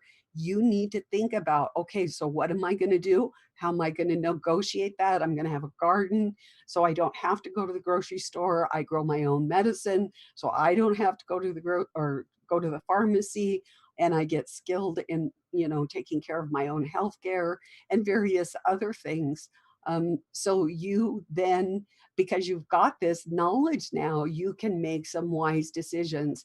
But is the government going to come out and tell you about all these things? No, they're not going to tell you. I was in a Y2K, 9/11, Hurricane Katrina, and I could tell you the objectives that were achieved were hair-raising, and what you see has been a lie for a long time. So. Thank you, Celeste. Thank you for your insight. Cyrus Parsa, you have something to add to that as well? Yeah, I want to add to everything that was said, actually. So I want to address these 3 videos real quick. I recommend everyone to watch them. So one is coronavirus causes a digital field throughout the entire world with fear. Recommend everyone watch that. The other one is the connection between coronavirus, 5G, and AI, and so on. The third one addresses everything we just talked about. AI, the plan to invade humanity. So I just want to say something, because all of you on the panel can be taken out in the future if there's some mistakes that were made. So I agree on everything you say on principle. So if there is an entire lockdown and we stop food supplies, and then all these drones come in, and the machines come in, the robots come in, facial recognition, voice recognition, biometrics, then we lose our constitution and everything. So we're enslaved, and then it can lead to mass chaos, murder, death, the extinction codes that I found in stages. On the other hand, this virus I found is a real virus, and it replicates, and it gets reinforced by 5G and fear as well. So if you don't have any type of caution, and it does spread and other people get killed, everyone on this panel loses their platform. So here's the issue. So I put this book out, and this has a lot of solutions. So on the subtitle, it says why the world needs to support the Trump administration against China's regime. Let me explain why that is. People made fun of me, a lot of people, millions, and now they saw it was all right. So please just listen up. It's really important. So I chose George Washington because he in the Constitution. I put Trump's head on there. And this here, the phone resembles a smartphone, programming everyone's thoughts with fear and everything else to accept robots, cybernetics, and then the 5G system rolls out. and IoTs and all the smart cities and the grid system, right? And controls you. But what generates all of this is Karl Marx. So in the big tech companies' brains and even a lot of our intelligence communities, their thought process, the digital layer that forms their thinking and the code they put in the system is formulated with socialism and communism, which connects to one platform and makes everyone's thoughts uniform on the AI system. In a sense, it dominates and controls everybody. And you have miseries like you did in communist China, in Russia, where 60 million Christians died, in Vietnam, Cambodia, and North Korea. So what needs to be done, we need to expose, I put the answer on the bottom. The whole world needs to expose China's regime. I know some people don't like Trump because of his personality, but he represents the Constitution, and the people around him, a few of them, they understand, they don't want to do this. At the same time, if they release everybody at the moment, and then a lot of people die because this virus actually replicates. So I agree with what she said, the digital field is important. Our thoughts, a wise person told me, for every illness, 30% is physical and 70% is mental. So in the past, when you had plagues, you didn't stop your food production. You didn't stop your daily things, right? So if 20% of the entire world died, then they died, but people went on. But if you ever put everyone like mice in a little room, it potentially can take out 90% of the people, of the population, through multiple extinction codes that I found, which has to do with conflicts, has to do with fear, stopping food supplies, an array of different things. But the solution, as I put in that AI invasion video, is really threefold. And it's so vast, it would take me hours to explain, but really it comes down to this. Have no fear, improve ourselves. Look inside if we've ever hurt our friends, our family members, strangers, anybody. Repent deep inside and improve our morals and our ethics. Secondly, to expose this communist regime, because all those big tech companies, why did I sue China and all the big tech companies together? Because everything is generated to the Huawei system and the One Belt, One Road that connects Europe, Africa, the Middle East, and the Far East. President Trump came in, he cut that off mostly with China. So US is mostly protected. But unfortunately, there are the groups of people have been attacking him for 3 years. He wasn't able to save Europe. He wasn't able to save all the other countries. Nobody saw behind the scenes what was happening. They just attacked him for his character rather than the whole global picture. So my second solution is to expose China's communist regime for 20 years of slave camps, organ harvesting of Falun Dafa Christian, Tibetan Uyghurs, and why we were complicit. Do you guys think we're all sitting here out of coincidence? Why would, for 20 years, the whole world do business with China? And off of people's bloods, how many people were organ harvested? How many of your governments, our governments, knew about it, didn't say anything? Obama, he knew that Joe Biden took $1.5 billion. The same time they knew they had concentration camps of Christians, Falun Dafa, Tibetan Uyghurs, and they were harvesting them since the year 2001. And our technology that came from Google, built their surveillance system, and all these Western companies helped China to hunt, quarantine, and kill their own citizens. Now this sin is coming back to bite everyone in the world.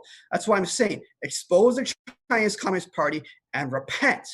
The third thing is truly have a wish from our hearts, deep down from our hearts, to be good, to endure, and to be awakened and enlightened, have a blissful and beautiful future. This is our wish, but it has to come from our hearts and our sincerity.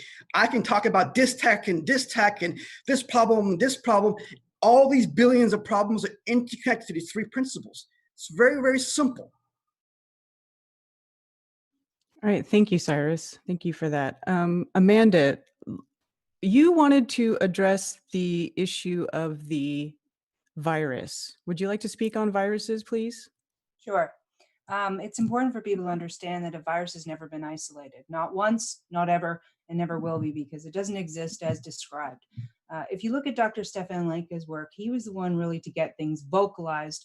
He's a German virologist, biologist, and he was actually the one to first identify a phage in the ocean, which are large structures that actually support the terrain of the fish and help them overcome disease. So they're not pathogenic. And when he realized that, he was like, something's very wrong. And he started to look at measles virus particularly, and he wanted to see the original papers that identify the virus and name it, measure it, and describe it appropriately. And he found that in all the original papers, that was not done. None of the viral particles as they have described and shown cartoons of, and colored pictures of, and fancy CGI of, they don't exist like that. They aren't seen on 2D microscopes properly. They're artifacts of the body, and they're produced when the body undergoes stress. Stress, toxins, and nutritional deficiencies will lead to issues in the body where cells start to proliferate because they have to fix a problem.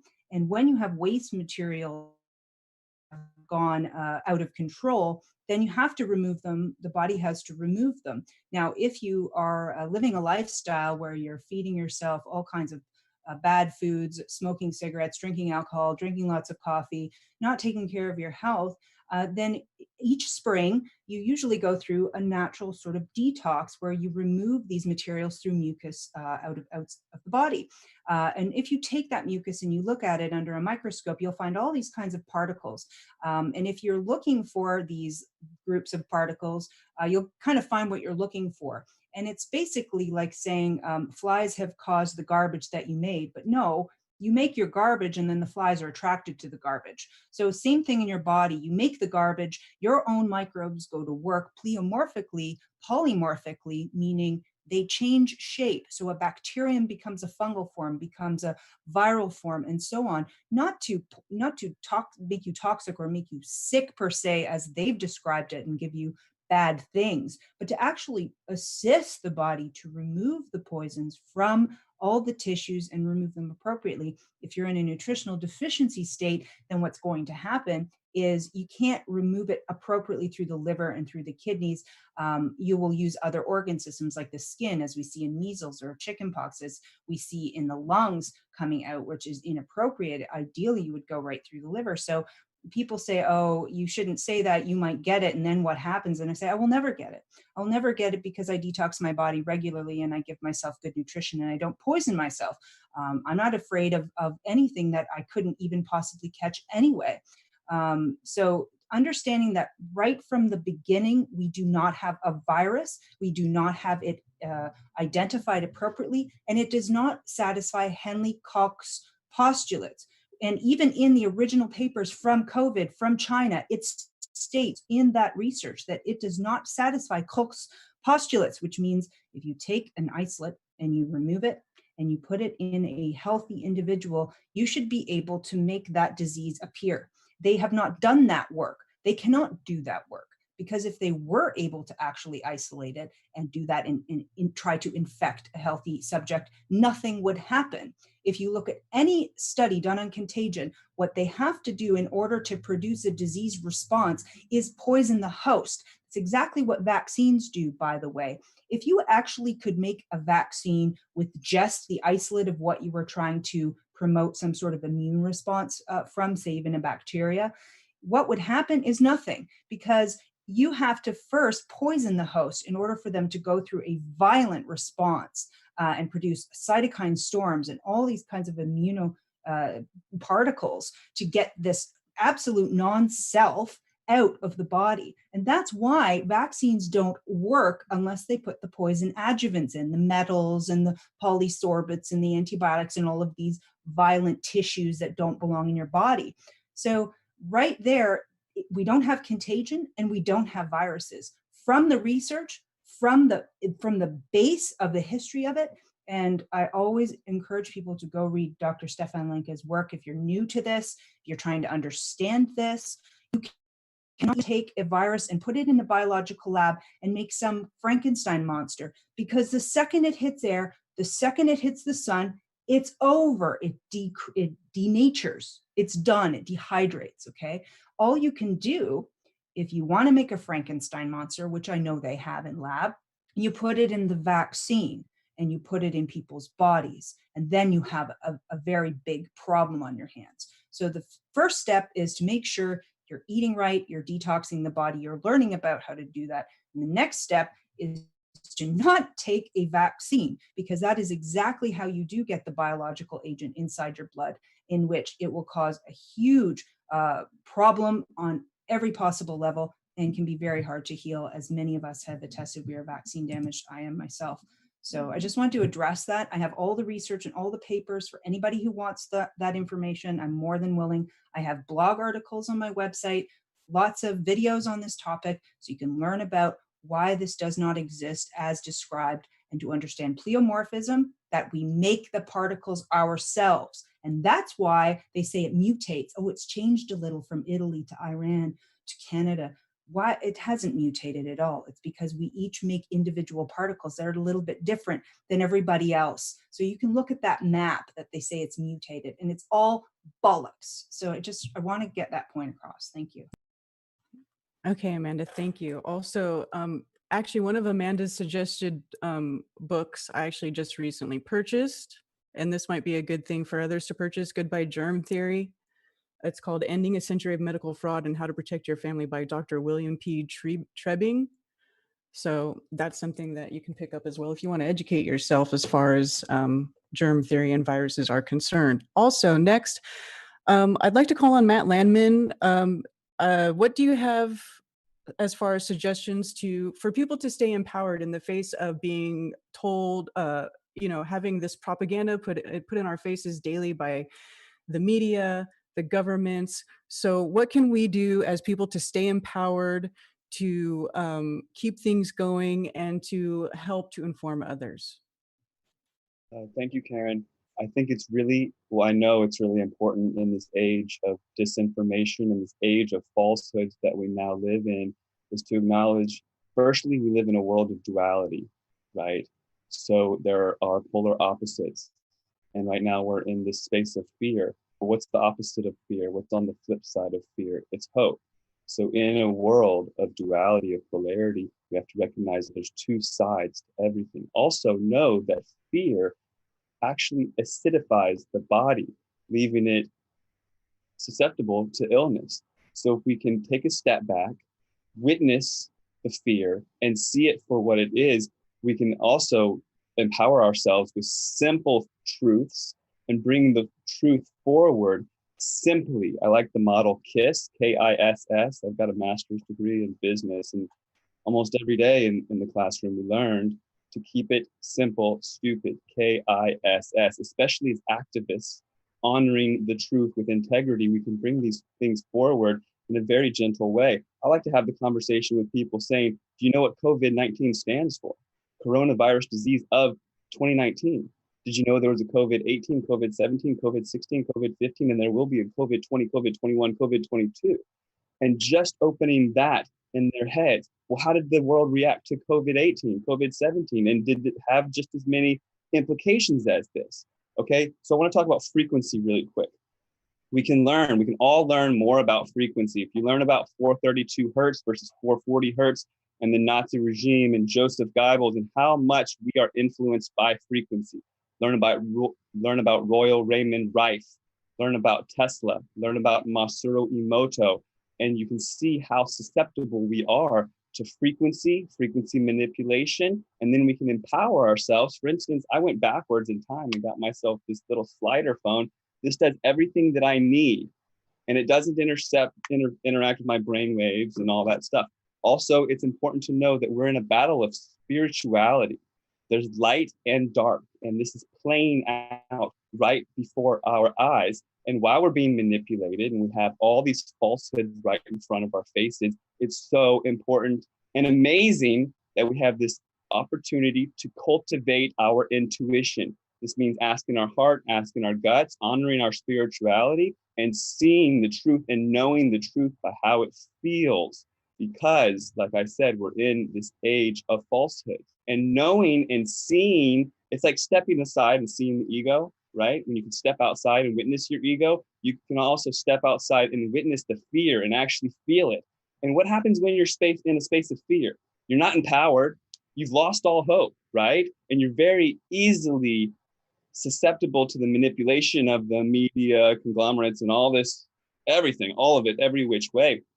But when you can flip it and know, like I said, that we're in this world of polarity, duality, honor the hope side of it. And in hope, we can empower and we can really just bring that truth forward and bring the knowledge to our friends, family, and peers in a grounded, level-headed way. Like I said, what's COVID-19 even stand for? Did you know that wearing a mask doesn't even do anything? I went into the post office yesterday and I didn't wear a mask. And I tried to put this over my mouth just for a minute. And the postal employee said, we're actually not allowed to tell you to wear a mask. And I said, thank God, because I'm not doing it anyways. But just these little simple things, honoring our spirituality and that we're here for a reason, right? We're here to bring the truth forward for the children, for the next generation, honoring that truth and shining that light. We can really lead by example, by not being in that place of fear, by being completely empowered, standing our ground, leading by example. Thank you so much. Thank you, Matt. Shai Dannon, do you have something to add to that as far as anything, any sort of legal actions we can take in mind for these new measures that they might be putting in place as a result of this live exercise? Well, actually less about the legal side, but I want to take it from where Celeste left it, and Cyrus, and Amanda, and Matt, and actually refer to what the four of them just said. And I really agree with what they said. I mean, we need to remember, there's a war going on. Also, it's been started long ago. And a lot of steps in this war we are not aware of, and they've already been run through an AI computer. So they know what's ahead of us, but we don't. Still, we need to remember that God, the Creator, is on our side. And we were created according or by his image, and we have this advantage on our side. And you know, we are such an amazing creature. They need to create an alternative reality to fool us or to lead us into believing there's a virus, real or fake, doesn't matter now, but to make us believe there's a virus, trying to push down our throat this 5G system, trying to push down our throat the vaccination with all the gadgets that follow it. And we need to agree in order for all of this to happen. So I want to take everything back now to step one. We should not agree. I'm not here for survival.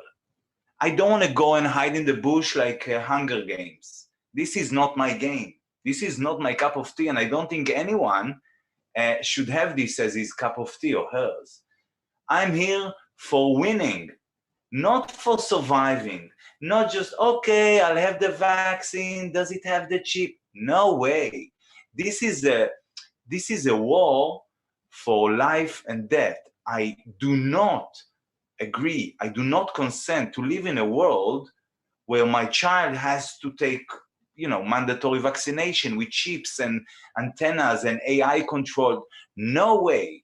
It's either we win or we don't. I'm not here for survival games, Hunger Games, and although I have my garden and I educate myself and others about these things, I don't think this is where we need to go. We need to stop it here and now. And in order to do that, we need enough number of people getting up and saying enough is enough. That's it. It's just what I wanted to say. Thank you. Okay, thank you for that, Shai. Sure. Kate Shamarani would like to add to that as well. Kate? Is she muted? Hi. Oh, there we No, go. I'm unmuted. First of all, I just wanted to bring in, going back, and I'll come back to what Shai said.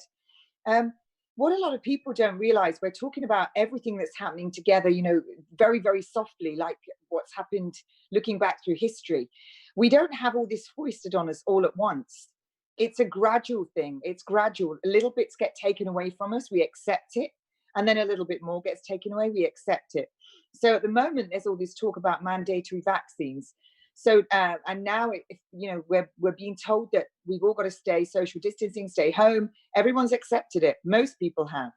And then it's going to be down to everyone's going to have the test. And most people accept it because they want to get back to what they think is normal, but normal's gone. And then it will be the vaccine. So it's a little bit like they're just going to drip feed. Now, first of all, the hospitals were built all over the UK, the Nightingale hospitals, which if you are building it from a point of view of cross-contamination, infection, these are just great big open rooms with lots of beds, lots of ventilators.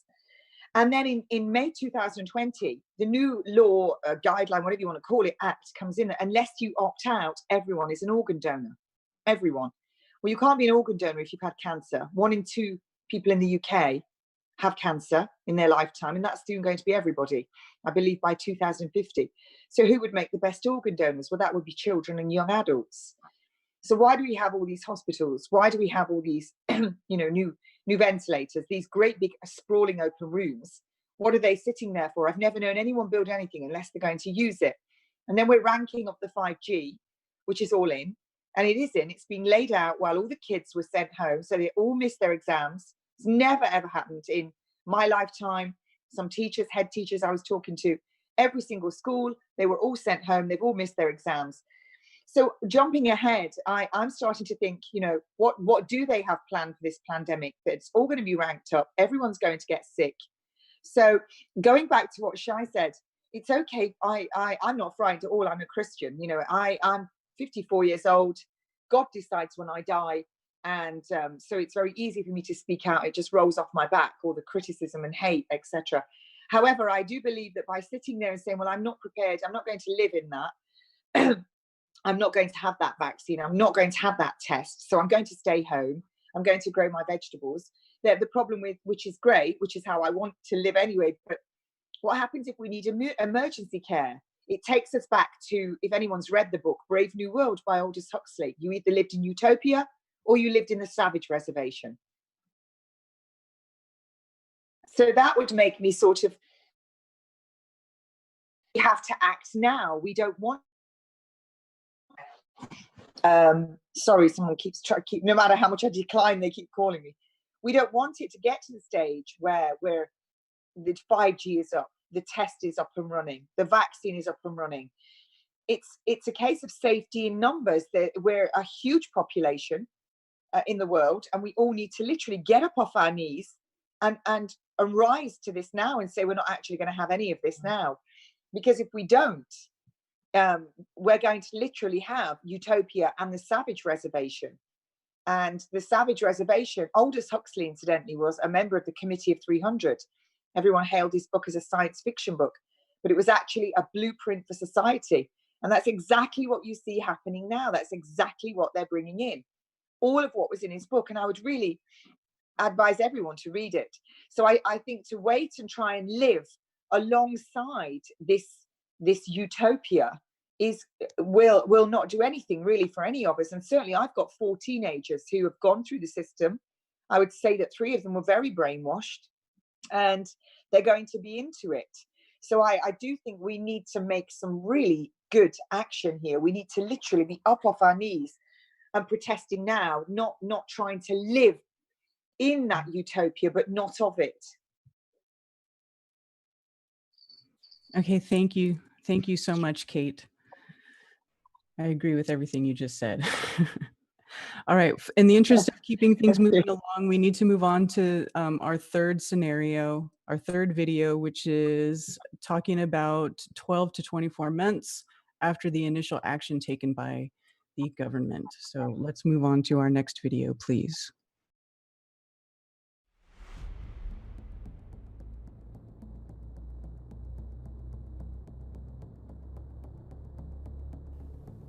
As the pandemic escalates, food starts to run out.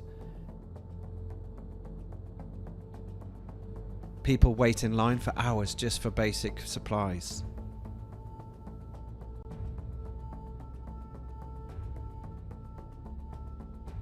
A mandatory vaccine program is rolled out across the world. Civil unrest becomes more commonplace, with widespread looting and rioting.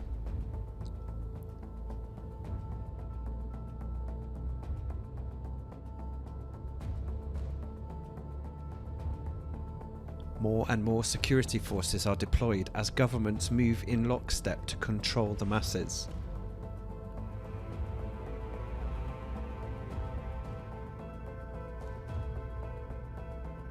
World economies crash as consumer demand and family incomes dry up.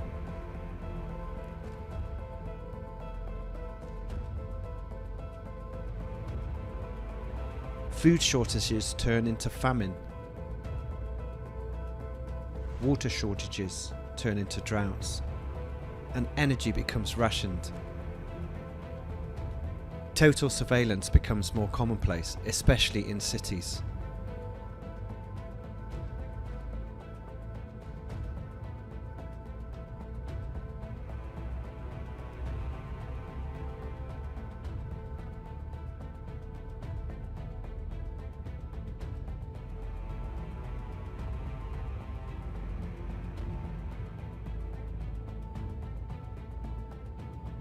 Detainment camps are used for punishment for disobedience, with even stricter quarantines being enforced, and the death toll increases.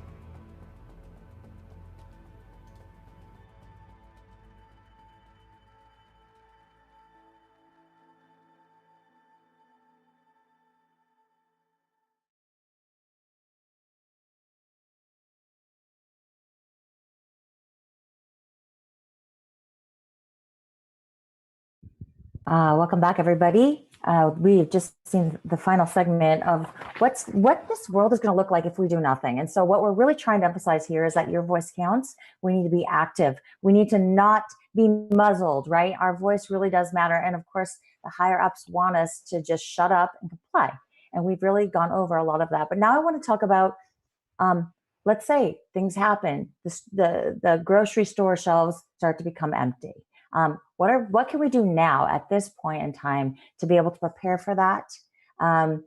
To network with other people, possibly, find farmers, find people who are growing their food, set up a trade situation, start stocking beans and rice. It's not to be an alarmist. It's to say, hey, if we are so tied to supermarkets, the electric company, our water supply, and all those things, can we do things right now to help us feel like we have prepared? Not to make a run on toilet paper, right? Because that obviously has created a lot of fear in everybody. But what can we do now? So would anyone like to chime in on that? I'm going to divert to Matt Lemon. Hi, I'd love to talk about it. After I got my MBA, I went and worked on an organic farm. And at the age of 35, I thought I knew everything, you know how people get. I learned that potatoes grew potatoes.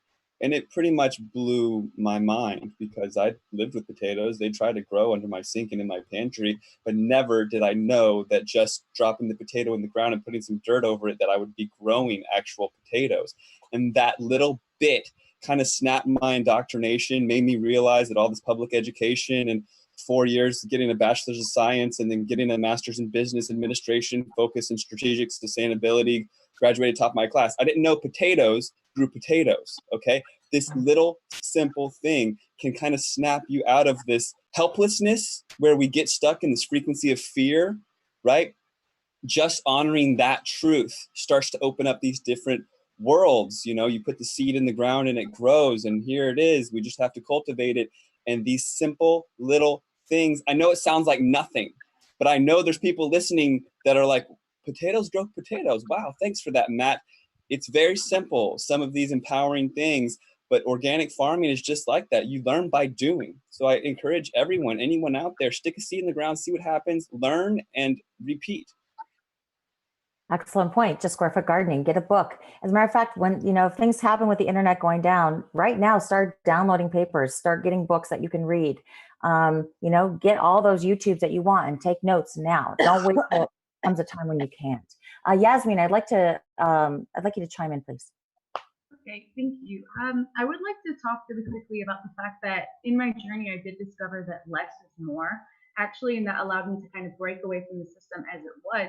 I began to make my own shampoos, products, basically just moving towards chemical-free everything and finding that I didn't need anything else from the store anymore. And that was one of the aspects that got me to disentangle from the whole thing, because we realized that we actually need a lot less than we have been led to believe, because that's part of the conditioning, part of the mind control. We have all this stuff shown to us that you need this and all your flaws are emphasized so that you can go in and buy the solution.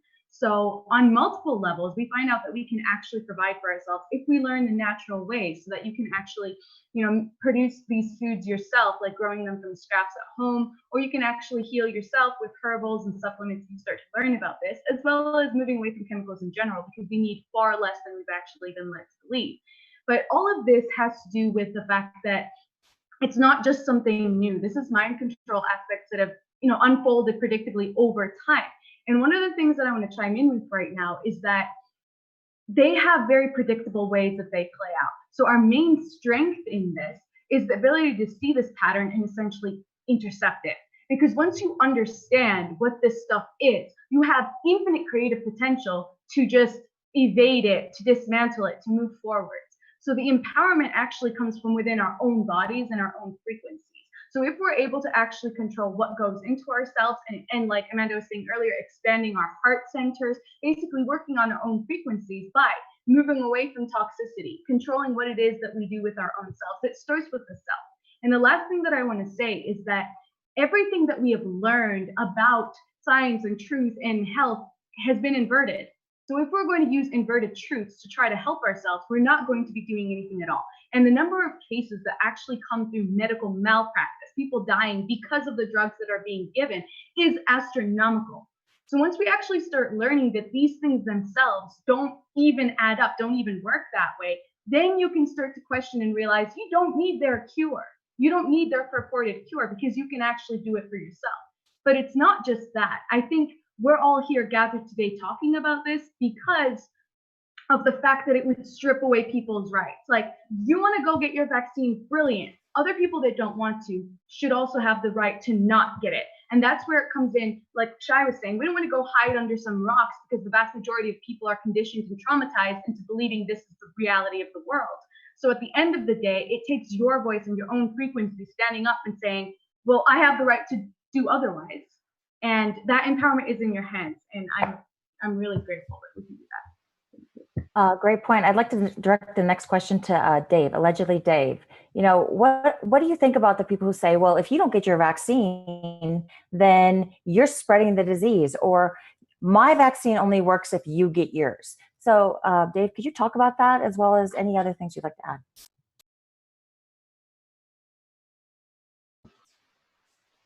While Dave's waiting, I'd like to interject really quick on what Yasmin said.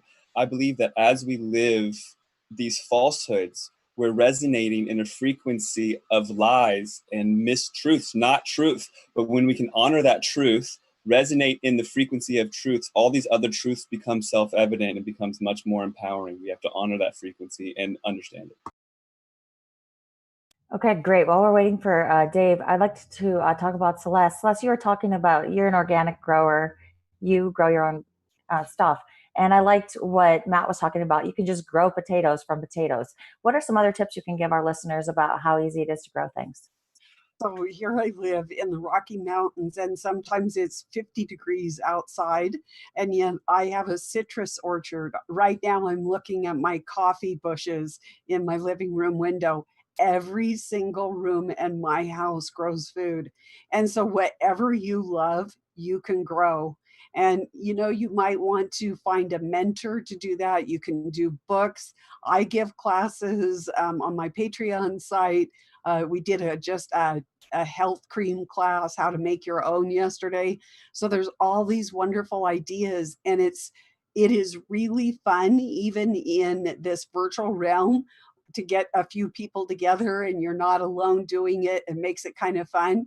And I just really encourage everybody to just even pick one food that they absolutely love and try growing it, because one, it not only will nourish your body, but it's going to nourish your soul and your spirit. It's going to lift you up. It's going to make you more human, because we were designed to take care of the earth. And so I just go for it, try. And then if you run into some problems, like I know there's a lot of people that say they've got brown thumbs, just find somebody to mentor. There's plenty of people, especially elderly people, that this is in their background. They know how to grow, they know how to can, they know how to dry stuff. So, and they are feeling kind of lonely right now. So when you tap into them and do the kindness, reciprocal thing, it preserves our humanity. And that's one thing that the powers that be want to strip from us. Thank you. Excellent point. I love this minimalist idea. We don't need to go to the grocery stores. We can grow our own stuff. And if we don't know how, we get mentored. Dave, I wanted to talk to you about vaccines and this idea that unless I get vaccinated, your vaccine doesn't work. Could you talk to us about that? How they're trying to instill that their vaccines only work if 100% compliance, such as Bill Gates is trying to accomplish. And then, of course, add anything else you'd like to add. Right. Well, I mean, it's a ridiculous idea anyway. But I think more importantly, before I say anything about that, more importantly, is I see a lot of fear at the moment because, you know, I think somebody brought out that the law has changed in England, that now the law says that you know, they can mandatorily vaccinate us. Right. Well, I actually went and looked at this new law. I couldn't find anywhere where it says that they can do that. And in any case, there's no way that they can ever make you take a vaccine. They can bully you. They can coerce you. Yeah, they've got lots of different ways of coercing you, but they always need your agreement. I think it was Matt who said, it was either Matt or Mark who said the same thing, but they always need your agreement. And I keep telling people that the best way to deal with it is to conditionally accept it. Okay. I've got a couple of documents. I'll put them out. I've put them out before, but I'll put them out to anybody who wants to have a look at them. But you basically say, yeah, I'm happy to take your vaccine on the condition that you show me, and I've got 8 or 9 things that I asked them, but and condition you show me placebo-controlled double-blind studies that show that they're safe and effective, and you know, things like that, things they haven't got, things they can't actually provide you with. In which case, if they can't provide you with them, they're actually agreeing with you that these things aren't safe. And along with that, I give them I provide a liability statement, basically saying that the doctor, if he signs it, takes full commercial liability for his actions, which is what he should do, right? You know, if he's going to try and force a vaccine on you, he's got to take a responsibility for it, shouldn't he? You know, so obviously, doctors will not sign that. You know, they won't sign it. They won't be able to give you the proofs that you asked for. And that leaves you in a stalemate because should anything happen, if they give you the vaccine and should anything happen to you, well, now you've got a legal standpoint to show, look, you know, he had the opportunity not to give it to me and I accepted it, blah, blah, blah. He's now liable, and no, they won't sign it because they know that's where it's going. So I just wanted to say that it's right now there's a lot of fear around this idea of mandatory vaccines. And they like to put that out because they know that there's a high percentage of people out there who will just go along with it because, oh, it's mandatory, so I better do it. Yeah. Excellent point. Dave, I can't hear you. Did you want to finish your thought? We'll come back to you, Dave. I'd like to address the same question to Kate about vaccines. What about this notion that your vaccine only works as good as if I get it? Can you talk about that as well as anything you'd like to add? Well, it's quite ridiculous because if they really understood, Huh? Sorry, Dave. Kate, we'll come right back to you. Dave, you're cutting out. Can you hear us? We're going to try to get allegedly Dave back on. In the meantime, Kate, could you finish that thought, please? Well, if their vaccination worked, it wouldn't matter if somebody else wasn't vaccinated. So that very statement proves that the vaccine doesn't work. What's actually happening now and what happened, I spoke to a couple of head teacher and another senior teacher yesterday, and I know that a lot of people that work in the healthcare industry, I don't even like to call it a profession, what they're almost bullied into having the vaccine. So the teachers were saying yesterday they'll have to have it, and I know that some healthcare workers were told they have to have the flu vaccine, for instance. So then you have all the nurses on the front line. And at the moment, we're being almost blackmailed with this propaganda of stay home, protect your NHS. I'm not sure why we would need to protect our NHS, because that's actually their role in our community, is to actually be there to serve us should we be sick and require that service. So to actually say to us, stay home and protect the NHS is quite bizarre. So they're all thinking that they need the vaccine first and they're asking for it. Then a lot of the police officers will be told that they need to have it. And these people don't really argue about getting it because they're fearful about losing their jobs. So they don't question whether they have any rights. They just accept it from the hierarchy in their positions. And so if there is anything in that vaccine, if there is, like there was the SARS vaccine, which made those that did come into contact with wild SARS far more predisposed to serious complications, one would always question what is in that vaccine that they are actually unleashing on the population, and does that indeed put the rest of us who haven't had it at a greater risk? And it also destroys herd immunity as well. Excellent. Conscience resistance, would you like to add to what Kate said? Yeah, I'll just add to the topic a little more generally. This is Derek Bros, the Conscious Resistance. First, I do want to address, Yasmin and others have definitely made some good points about us not getting sucked into fear and recognizing the power that we have, and the power that we can put out there, as well as Matt talked about that.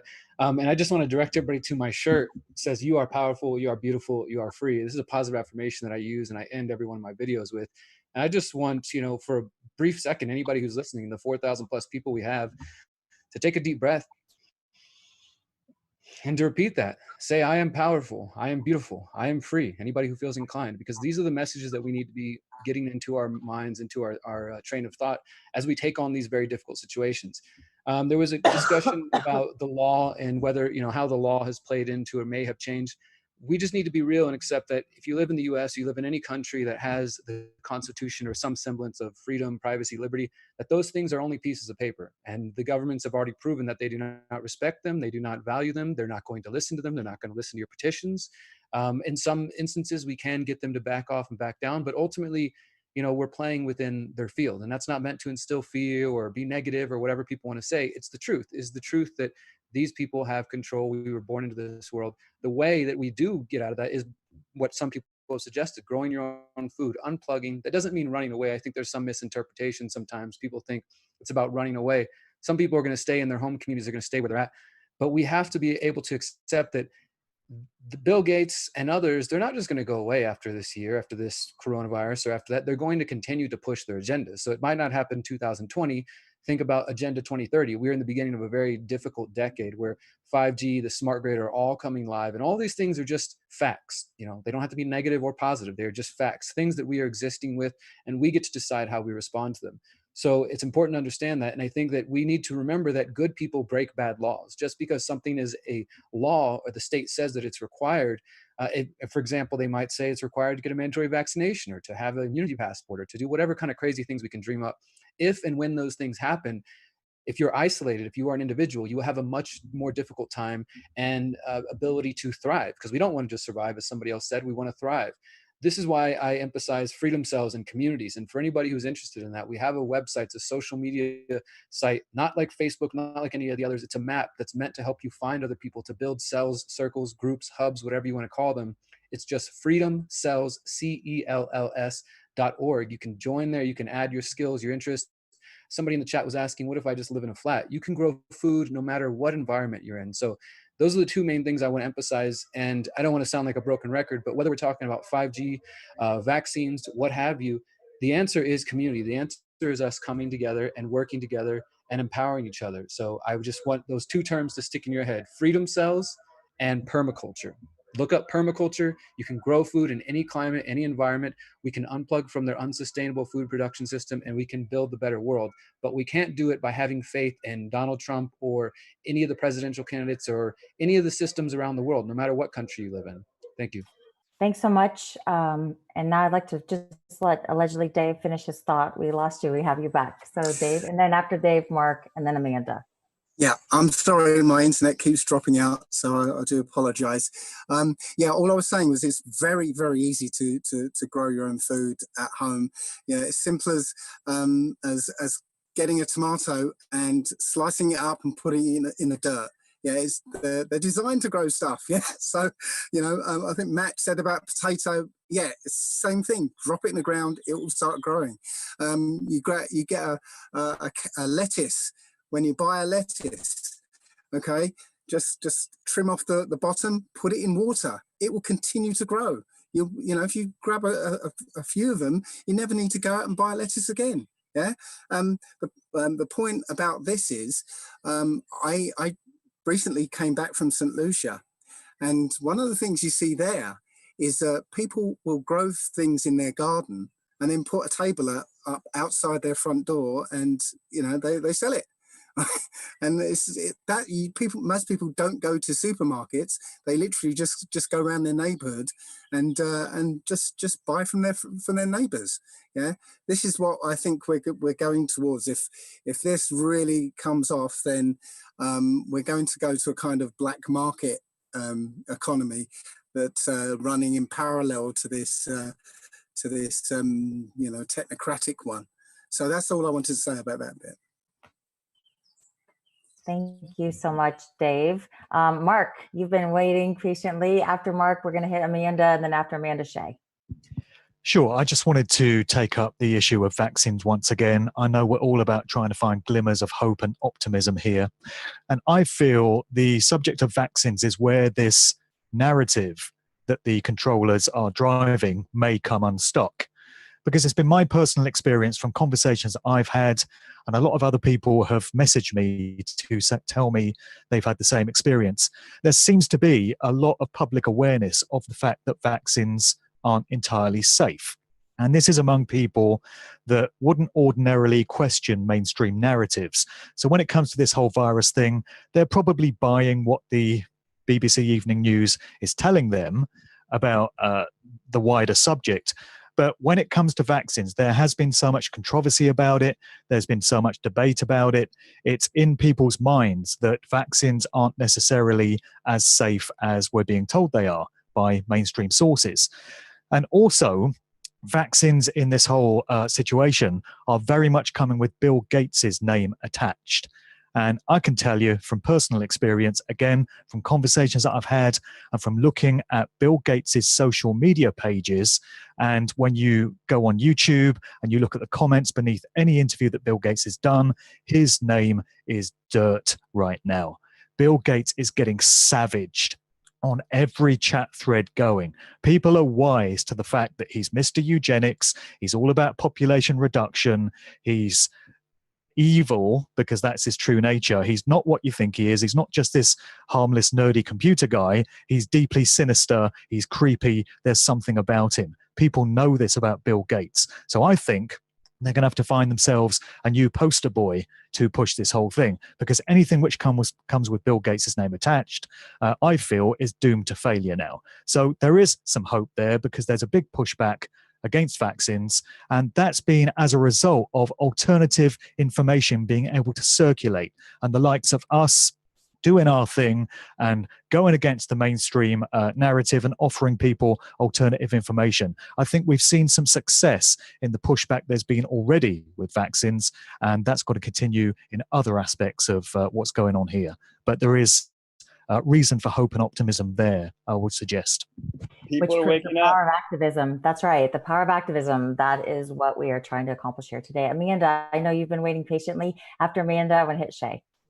Yeah, I have a scatterbrain now of all these different things, but I wanted to touch on the herd immunity lie, because a lot of the vaccine propaganda is, again, it pairs you against your neighbor. So somehow if you're unvaccinated, you're evil and you're dangerous, and you're putting everyone at risk. And so I just want to go back in history and clear it up, because the theory, and it's just a theory, and has never been scientifically proven to actually exist. It was coined in 1933, and it was a researcher called Heydrich, and he was studying measles in the United States between 1900 and 1931.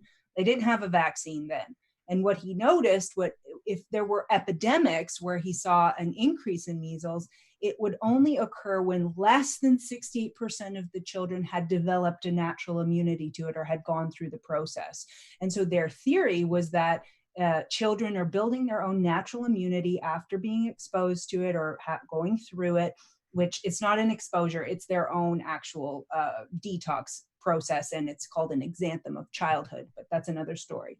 But that's just what he noticed by keen observation. That was it, the end of the story. This is a marketing ploy by the vaccine industry. They took that study, which is from Oxford University Press, and then they jumped the figure with no justification to 95%, and then they just start claiming it, that if you don't get 95% vaccine coverage, then you don't have proper immunity. Then if you go and you look at the failures, you find communities where you have 99% vaccine coverage and failure, they still get the diseases. And so if you just, again, go to the history and the information, the actual research, you will see that there is no such thing as herd immunity. It doesn't exist. Whether it exists in natural tendencies, that's something else that would need more study, because that was just an observation. It wasn't actually scientifically studied properly. And as far as vaccines, doesn't exist. I want to just point you to a video called Vaccines Are Dangerous by Dr. Valentine. And he was wonderful. I actually was on yesterday I was on a panel with him. And Dr. Valentine talks about, back to what Dave was saying, talks about how you can actually use the vaccine coming at you, like a mandatory vaccine, as a surgical. So it's actually a surgical activity. It's bypassing your skin. So you can treat it as a surgery, and then you can use the law to have specific terminology, basically, to go back at the doctor and say, well, you're performing surgery, so these are the things that have to be done, and if you're going to give it to me, then you should probably also give it to yourself at the same time, and all of these things. So there are hosts and hosts and hosts of measures that you can take to pin the liability on the doctor so that they want nothing to do with vaccinating you. And then the other thing I want to mention, just as we were talking about foraging or growing food, was that there's a man by the name of Pascal Baudouin. Sorry, I can't say his French name very well, but he is a master at wild foraging. So growing food is one thing, but going and identifying the food that actually exists and already grows all around us is another whole thing. And I do suggest people start to learn about that.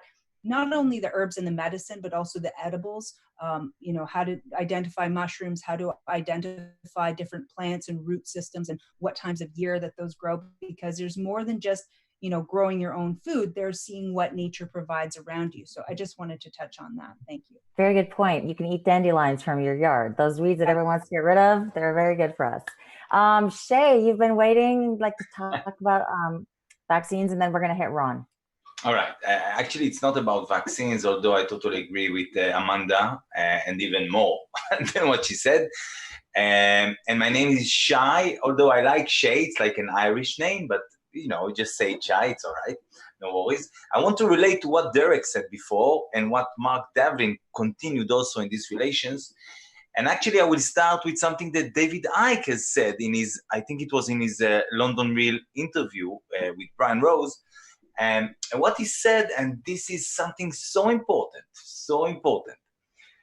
it's maybe the first time since decades, I would say, that the Gateses of the world enter the room and the door just shut behind them. And we have an opportunity, so good opportunity, so precious opportunity. So I disagree actually with what Derek has said, that the Gateses are going to stick around for some more, for longer time, or Agenda 2030 is a fact. No, it's not. It's just a story. And it's up to us whether we believe this story and make it come true because this is part of predictive programming, or we don't. And since Gates or Soros or whatever you, all these, you know, the Gateses of the world and the Faucis, etc., they enter the room and the door just shut behind them. And basically, it's up to us what we do with them.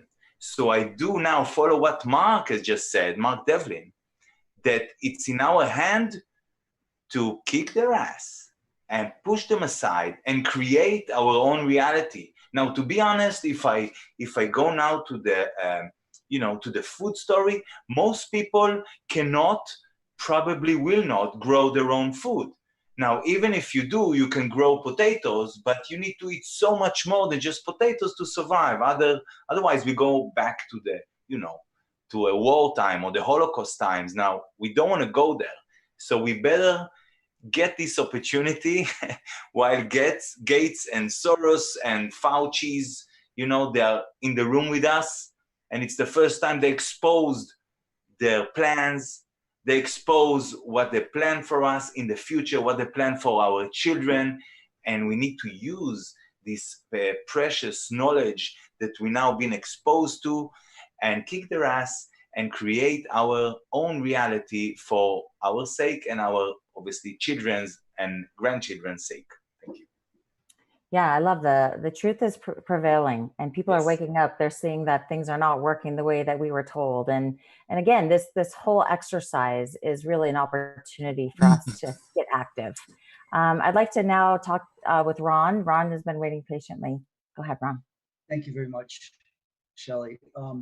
I'd like to mention several documents that former FBI agents and former children and grandchildren of Manhattan Project scientists gave me. One of them I shared in our private chat.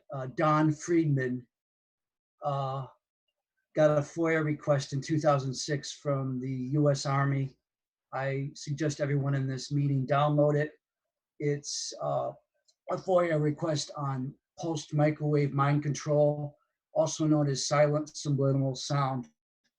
They were experimenting in the 90s on how dolphins communicated, and they were able to hit the inner ear bone with pulse microwave. And then we began seeing cordless phones appear.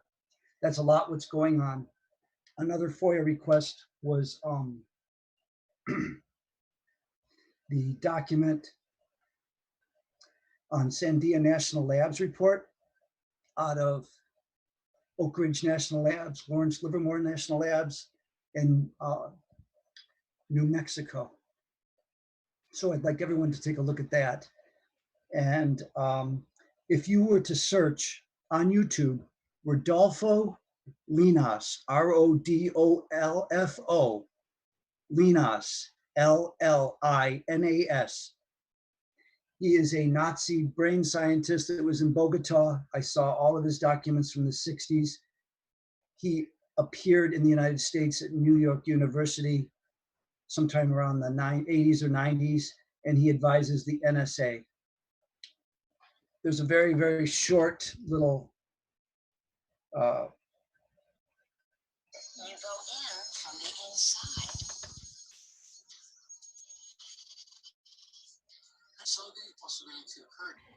Hey, Ron, we'll leave a link for that in the description because I don't think people are going to be able to see it from here. But if you could just kind of briefly summarize it for us, and then yes, we'll leave a link for it. They're using nanostructures to go into the brain and plate out features, or plate basically like a crystal radio in the brain. And then they're able to use 5G and directed energy to fully control the brain.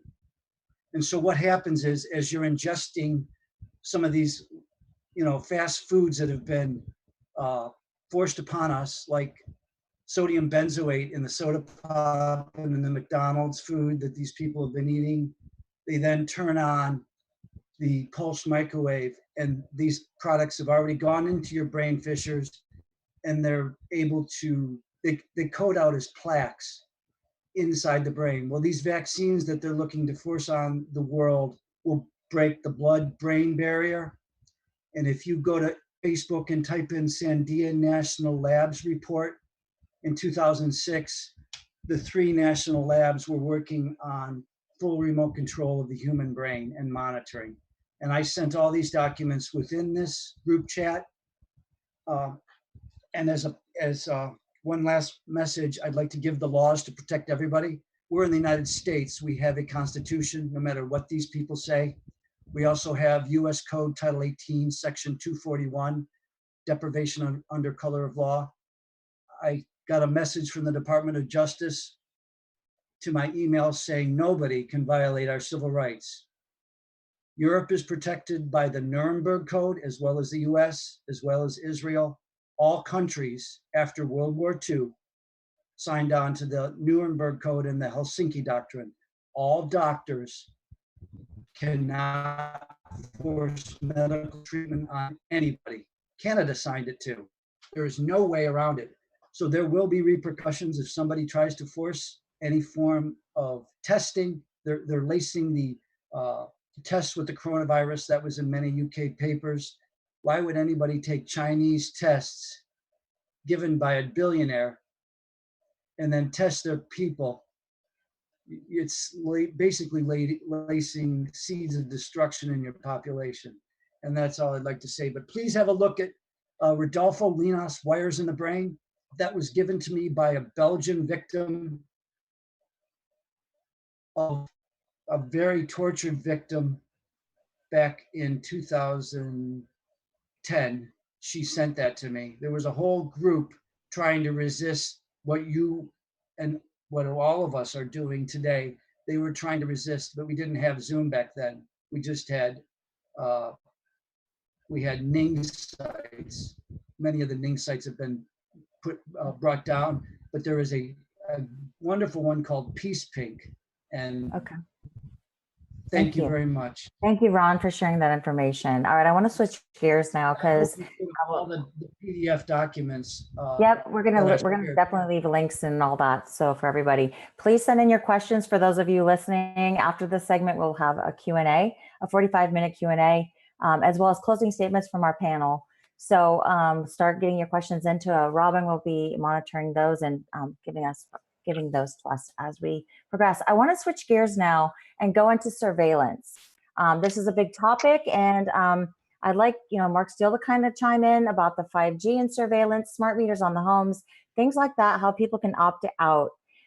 So I think, Matt Landman, you wanted to share with us some information, some protection from nanotech, as well as the surveillance. Oh, yes. Thank you for calling on me. Firstly, it's really important to understand all of this through empowering truth and information. I recommend everyone get an EMF meter to see what they're dealing with. Empower yourself by getting that smart meter off your home or taking steps towards that. Get wired internet, not Wi-Fi, or at least unplug at night. Mitigate how much you're exposed to so that when the 5G does come, you don't have this accumulated radiation. But in terms of surveillance and tracking and whatnot, I've launched a clothing line titled Sparrow, S-P-E-R-O. It's at sparrowprotectionclothing.com or sparrowapparel.com. I'm lining clothing and hats with silver material. It's literal silver. And what I do is I put my cell phone in these Sparrow silver lined bags, and the phone cannot be tracked. It can't be traced. Nothing can happen. I did have a smartphone, and I would turn it on airplane mode, turn all the apps off. I put it inside this bag, and it gets all hot trying to figure out what I'm doing, where I'm going, what I'm up to, even though it says it's off, right? So there's a lot of stuff going on behind the scenes that we don't know about, but empowering yourself with the knowledge and the know-how, get a cheap EMF meter, start with the basics, ditch the Bluetooth. There's all these little things that are promoting and prompting us for this transhuman reality, which I think a lot of this 5G and all these things, injections of nanobots or whatever you want to talk about, or these chips and stuff, it's all a transhumanism agenda to disrupt our spiritual evolution, how I see it. And if we can empower ourselves with the understanding and see where it's all going, I mean, I hate to promote the clothing line, but there's other options out there. but especially knowing that you can protect yourself, knowing that there's options, and also mitigating what you're being exposed to now. You know, don't be afraid of your peers, what they're going to think. Go backwards in time, get yourself a nice little flip phone, and stop radiating yourself, especially when you're in bed. You know, like when you go to sleep, get all those devices out of your bedroom. There's a lot of simple things you can do to mitigate this before we're pushed into this new world agenda. Thanks so much for that information. Great solutions. You know, they always say that I found out you can actually paint your house with boat paint, which has lead in it, and that helps to shield you from things. So hopefully that won't be gone. But anyway, okay. Sorry, really quick. Lead-based paint. I feel like that we've talked about how this agenda started even a century ago. I think lead-based paint was taken off the market because the powers that be, they saw this 5G rollout and all these things, and they knew that the lead-based paint would actually be our savior. So lead-based paint was demonized, saying that but it was actually the leaded gasoline. So they switched to unleaded gasoline and told people that kids would paint all this stuff. Kind of a long game. So yeah, so go to your dentist office, find out where they have those shields and get yourself some, right? Or get some boat paint that has lead in it. You can still paint. And I think shungite is another thing too you can put into your paint. Allegedly, Dave, I want you to talk to us, please, about some solutions. Right. Well, I was also going to work on a clothing line like Matt, but I might as well just say a few things you can actually do. One of the ideas I had was a shirt.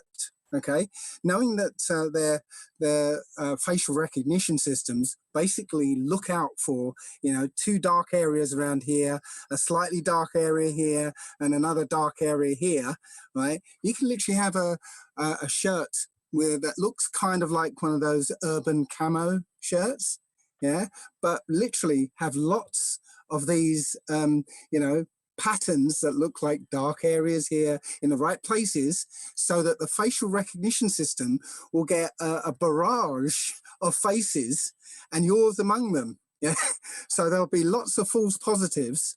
Yeah, and yours will be among these false positives. They won't be able to pick you out of the crowd.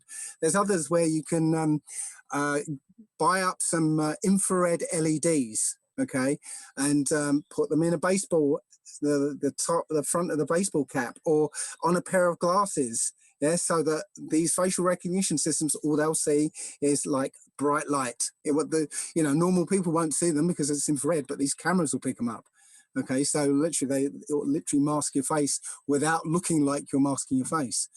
You can also make clothes which have mylar, a lining of mylar, just like Matt's hat there. You know, this lining of mylar, and have it earthed at the bottom. Yeah, and literally you're a walking Faraday cage. Yeah, there are lots of different ideas, and if anyone listening, you know, has the means to do this, make a clothing line. I didn't want to make money out of this thing. You know, I just wanted these things to be out there. Yeah, and if you start thinking along these lines, because the more technological they become, conversely, it's easier to overcome them. Yeah, because they rely on one thing to work, and you know, if you think about it, there's an easy way to overcome this technology. So that's all I want to say on that. We can combat all of this with innovation. Absolutely, it's brilliant. I love all these ideas, and don't forget to share these videos far and wide, because these are going to be up on YouTube, and we'll have some other links of where we'll be posting these videos to share with other people. And we want your comments. We want to know what your solutions are as well. Before we finish this last segment, I want Celeste to talk to us about surveillance, and then also we want conscious resistance after Celeste. Go ahead, Celeste. I just have a few tips.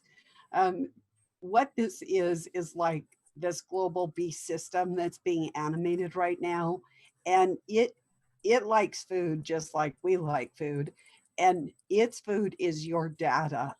So we need to each make a conscious decision not to feed it, to starve it, to drive it into famine. So stop filling out those surveys You don't need to fill out everything on the census. If you're in America, you only need to enumerate how many people are in your household. There's community surveys, there's business surveys. They're all acting as one right now. You might get, when you've patronized a business, you might get a survey. All of that is feeding this B system right now. It's all going into the global governance quantum computers, and that's its food. And the more that we feed it, the less relevant we become as human beings. So what our job is to starve it and kill it. And this is one way. Clothing is good and these other methods are good, but this is just another way to at least, even if it's just for yourself, you're not giving it the information on you to build that dossier that can become weaponized against you later on. Thank you. Thank you so much, Celeste. And then we're going to hear from Conscience, and then I want to hear from Mark, who I originally called out. So go ahead, Conscience, take it away.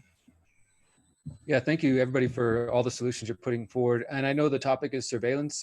As a journalist for the last 8 years in Houston, I've been investigating surveillance technology for the last couple of years, specifically 5G and that whole area. But I do want to acknowledge that we're dealing with more than just 5G. Just to name off a number of things that I've investigated, you have cell phone surveillance tools called stingrays. You have thermal imaging cameras that can see inside homes. These are you got drones flying overhead. They're talking about pandemic drones to detect people's their temperature. And these are the realities that they're pushing forward. And some of them were even already there prior to COVID. This is just allowing the expansion of that.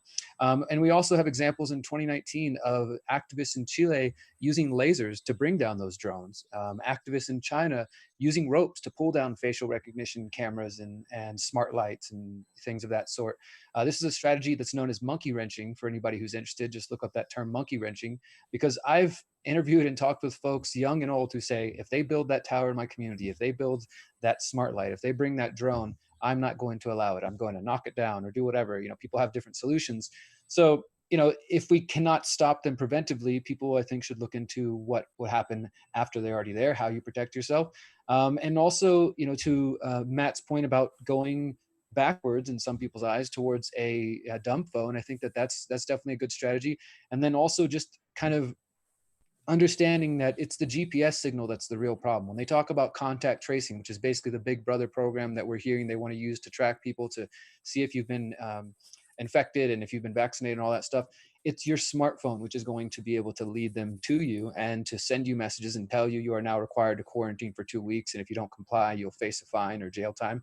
It is your phone which is giving you away. These devices, these tools we're using right now to broadcast are very powerful, but they are also part of the problem in many ways. And so it's up to each person to make their own individual decisions, but we need to rethink the way that we're interacting with this digital world. There's a lot of benefits, but there's also obviously downsides that many of you listening recognize. If anybody's interested in kind of exploring this whole thing I just mentioned, I have a book that's free to download. So just go download it. It's called How to Opt Out of the Technocratic State, How to Opt Out of the Technocratic State. And it's filled with solutions like you're hearing from this panel and some other ideas. So thank you guys for being here today and for caring about solutions and for caring about surveillance and privacy. Thank you. Excellent. That's great. And we'll post all these links in the YouTube.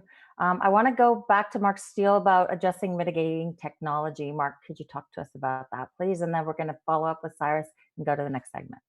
Right, well, a lot of people are talking about mitigating technologies. All right, but what I'm going to tell you, the technology is, let's say, a little bit more problematic than that. This is about spectrum dominance. So the mitigating technologies may have some benefit in the very, very short term, but I can tell you now, 60 gigahertz, which is the reactors that are being fitted on telegraph poles in the US as we speak, those reactors will gas the air. So it doesn't matter what sort of clothing or mitigating technology that you have in your home, O3 will gas you at 50 parts per million. The deployment of the kill grid, that's what we're seeing, the plans for the kill grid. I've actually got a document here for Glasgow City Centre, and that deployment of those 5G masts will gas and burn everybody in that cityscape. So you've got cityscapes with multiple transmitter systems overpowered with massive capacity to kill, burn your house down, burn you down in it. So what I don't like to try and frighten people. What I'm going to try and tell people is there's an answer to this, and it is offensive. It is going on the offensive. This defensive tactic where, people want to protect themselves. I spoke to a guy a while ago about who wants to build himself into a Faraday cage, basically imprison himself because some criminal enterprise wants to build a weapon system outside his bedroom window. And it won't help because I can disassociate the molecular structures of his home and bring the roof down on top of him. So people have to understand the enemy. They have to understand the enemy's strategy. And the enemy's strategy is to kill all biological life on this planet. People may not like to hear that. They may think that it's a little bit excessive. However, I've looked at the technology, I've been involved in this technology, and I've seen it in action. And believe you me, trying to mitigate or trying to do petition or trying to talk to a criminal enterprise are all very, very problematic, because what happens, you're selling a false promise. It's a false promise to people where they think they're going to benefit from some mitigation. There are mitigation technologies, absolutely, but they are for the very, very short term. What people have to understand, the significant existential threat of 5G, it is here to kill. There will be no 6G. There's no 7G. There's no 9G. The 5 points of the pentagram are 5G. This is a satanic plot to kill all biological life. There's no 6G. 6G is what's in somebody's imagination. 5G is a kill grid. The existential threat of 5G, the facial recognition systems, for instance, they use an infrared technology. It is toxic. It is toxic to your skin. It's toxic to your eyes. So it doesn't matter what you wear or what you actually try and mitigate our technology with. The plan, and not just one of the basket of technologies, including autonomous cars, smart meters, the Paradise fires that took the buildings out with the smart meters. That's the amount of power capacity they have. 150,000 times more powerful than your mobile phone. Now, why would a telecommunications company want to fit a smart meter in your home with that type of capacity? It only has one purpose: it's here to kill. So once they get that densification into a cityscape, they'll increase the temperature, they increase the pulse modulation, and across the spectrum, they will kill all biological life. This is the existential threat that we face, and the only resolve to that is to go on the offensive. Legal action, taking actions locally, is what we've seen all over, because unfortunately, the people who've deployed this equipment on us, we've caught them in the most heinous act of all time against the human race, against all biological life on this planet. We'll have to take it seriously. What we'll have to do is tell people the truth. And unfortunately, the truth may be very, very unpalatable for a great many. However, the people that will survive this are the people who will take that offensive action. I don't like to have to tell people this, but this is the reality of what we see. This is the science and the technicalities of the equipment. It is not here to scan, to hold, to manage, to social engineer. That is a total and absolute false premise. That's what your government believe it to be. Your government believe it's here to control, to manage, to social control. It is not. The capacity of the equipment is only for one thing: to kill. The current 5G NEMO transmitters are currently operating on 20% output. They're burning the skin of children in the United Kingdom as we speak. We call it Kawasaki disease. It's just a cover for microwave radiation, pollution, and poisoning. That's on 20%. As they get full densification, and that's what the plan is, those children will die. Those people will die. They'll be burnt to death in their own homes. That's the reality of what we face. What we'll have to do is face up to the truth about it, and not try and pussyfoot around with some fake government narrative about social control. This is not to control you. It's not to Okay, monitor you. It's absolutely. here to kill you. And we'll talk more about this in the Q&A segment coming up, Mark Steele. You bring up a lot of good points about 5G and the seriousness of it. And I don't think we should take it lightly at all. It is probably like what conscious resistance was talking about, you know, monkey wrenching it. So we're going to have to talk more about that in solutions and Q&A. We don't want to breeze that over. But along those same lines, we're seeing, I want to make this point, not vaccines, but this coronavirus in conjunction with where 5G is being rolled out. Let's just face it, let's call it out. So let's talk about that next segment. Cyrus, we only have a few minutes left. Could you just close us out in the 2 minutes, and then we're going to go right into the next segment of Q&A. Sure. It's very important. I want to support what Mark said, what Ronald said, and what Shai said, and what Dave said, and make a comment towards conscious real quick. Ronald, if you look at my 87-page lawsuit, there's penal codes that include the Nuremberg and other things that protects not only the U.S., but all the world's citizens. We are not cattle. You cannot be made to be vaccinated. You are made in the image of the Creator, and you have inalienable rights, not only by your Constitution, but by your Creator and by yourself. Nobody can force a vaccine on you. That's one. So now going to Shai, as I put in that video, and I agree with Shai, every human being, everyone listening, you are special. Every panelist here is special. Every human being should be cherished. It's very, very important. And we should not have any fear at all. We should support each other. For Mark, I 100% agree with him on a lot of things that he says. So if you look at this book, Artificial Intelligence and Humanity, and the one before that, what I did was gather all the world's data. I got more data than all our intelligence community combined by using certain biometric tools. So all these things that are happening today, I called it in my lawsuit, in the books, everything, in the lockdown, the virus. I still wasn't supported, so I need some support. But he's right. I found extinction codes for humanity in stages in the billions of people. And that's related to 5G, but even more than that. Go into consciousness. He has a lot of good ideas. He's kind of open research things online. What I've done is, this is the AI organization. We have thousands of networks of people throughout every country to pull data from in the past few years, okay? And we use biometric tools. A lot of people got scared. They left when I sued Google on behalf of all the world's citizens and actually all the big tech. If you look at my 40 people that I put in there. So, but what he said, I disagree with him partly. The whole world was attacking President Trump because they knew these things were coming out of China. I even gave reports. They were trying to curtail China. But when you have half the world's citizens running after the president who represents the Constitution and represents everything that's connected, he cannot counter China. And look what happened.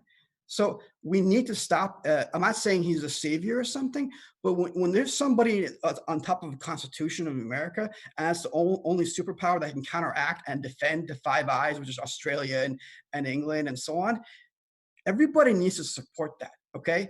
Now, the 5G, they shouldn't be around your families, but then we need it for Space Force. There's other things as well. There's trillions of universes. Look at that video, AI, the plan to invade humanity. There are a lot of millions of hidden meanings in that video. It's not, I use certain metaphors, analogies. Everything that's going to happen too is also in my books. You would need a quantum machine to figure it out. So we'll put that in. We'll put some of that in the links too. I don't want to cut you off. We have to go into the next segment. Everyone on the panel will have a chance to have a closing statement. So we want to move along because we only have 45 minutes left and we're 5 minutes behind. So we're going to go ahead and move on to the next segment of the Q&A. I'm going to let Karen B take it over from here, and then we'll wrap things up with conclusions and closing statements. Great job. Okay, we are starting to get questions from the chat. So one question from the chat is, someone is saying that they live in the New England area, but they want to know where the safest places to be are. I guess people are wanting to know if it's safe to stay in a city or if it is suggested that people move out of big cities at this time. So let's, does anybody in particular want to address that?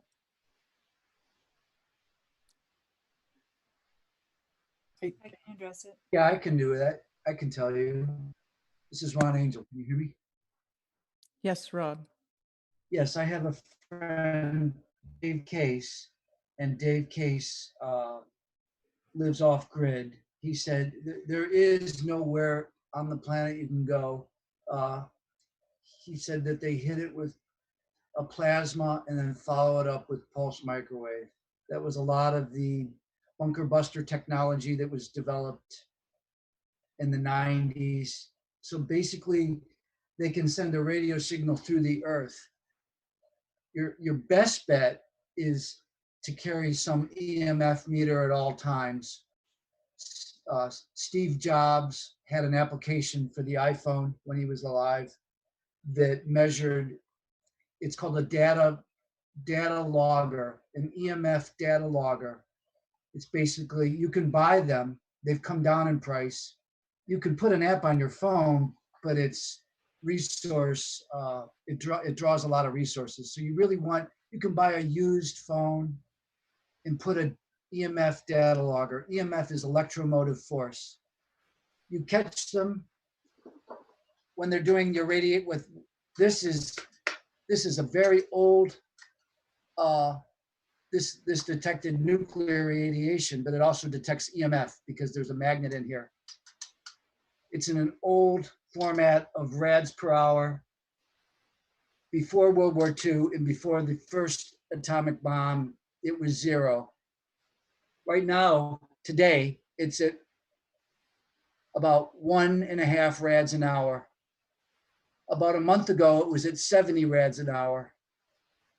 Everything will die after 50 rads an hour.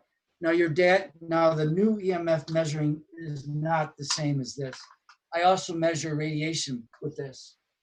And I think I think Celeste had mentioned, God forbid, we're subject to depleted uranium or an atomic explosion. But, there are things you can do. You can go underground. That's where Dave Case built an off-grid house, and he lives underground. And he's quite free. And he created a CD and he sent it to me. He's an electrical engineer, and he worked on in the 80s on the heads up flying of a plane with thought-driven infrared like sensors. the heads-up display. After the project, he said they were going to put this in satellites. He said there's nowhere you can go on the planet because at any one time there's 30 satellites hooking up to us on a neuron level. So may I interject? I highly recommend the website antennasearch.com to go to the question. If you go to antennasearch.com, you can see how many antennas, towers, cell towers and whatnot are in your vicinity. And less is more. Less is more. I think if you're sensitive or you want to be around less of it, or if you can see the writing on the wall, it's better to get rural in this kind of environment. That's all. I would agree with that. Celeste, you had something to add to that as well? Yes, so the CIA, unfortunately, it's not only the technological that we need to be concerned about and pathogens. There are these concentric circles of cycles throughout time. There's billion, 100,000 year, 12,000 year, 400 and 11, like the 11-year solar cycle. And they are all converging between this year, 2020, and 2050, which is why I believe that this whole thing, the ball started because the powers that be are very wealthy. They wanted to redistribute wealth, get as much as they could, get as much control before we saw the big effects of these starting to hit us. And so if you want to get some information on that, the CIA, a man named Jan Thomas, wrote a book called The Adam and Eve Story. It's not a biblical account. It's a cataclysmic account. And really, it's only about 100 pages. You really should get schooled in it. It was so dangerous that the government classified it. And then recently, because I guess they figured it was too late for any of us to prepare for such an eventuality, that they declassified it. So you can go to the CIA reading room and you can write it down. but they said that the safest place was on the leeward side of the Rocky Mountains. And yes, we've got satellites, the Starlinks, we've got all that.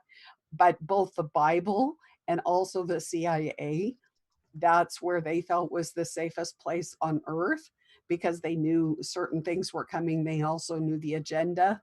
And I know that this is accurate because my husband and I built a place on top of a mountain in Montana, and lo and behold, there were all these CIA cabins.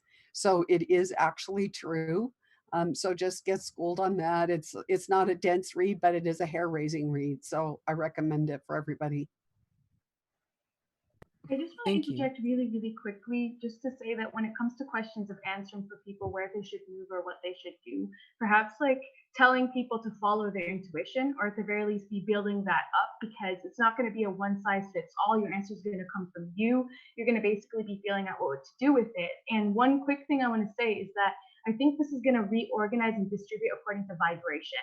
So be putting out a call for your soul tribe and finding people that you align with in order to take those actions. Because it's not just going to be about hunkering down or moving around haphazardly. So I just wanted to mention that.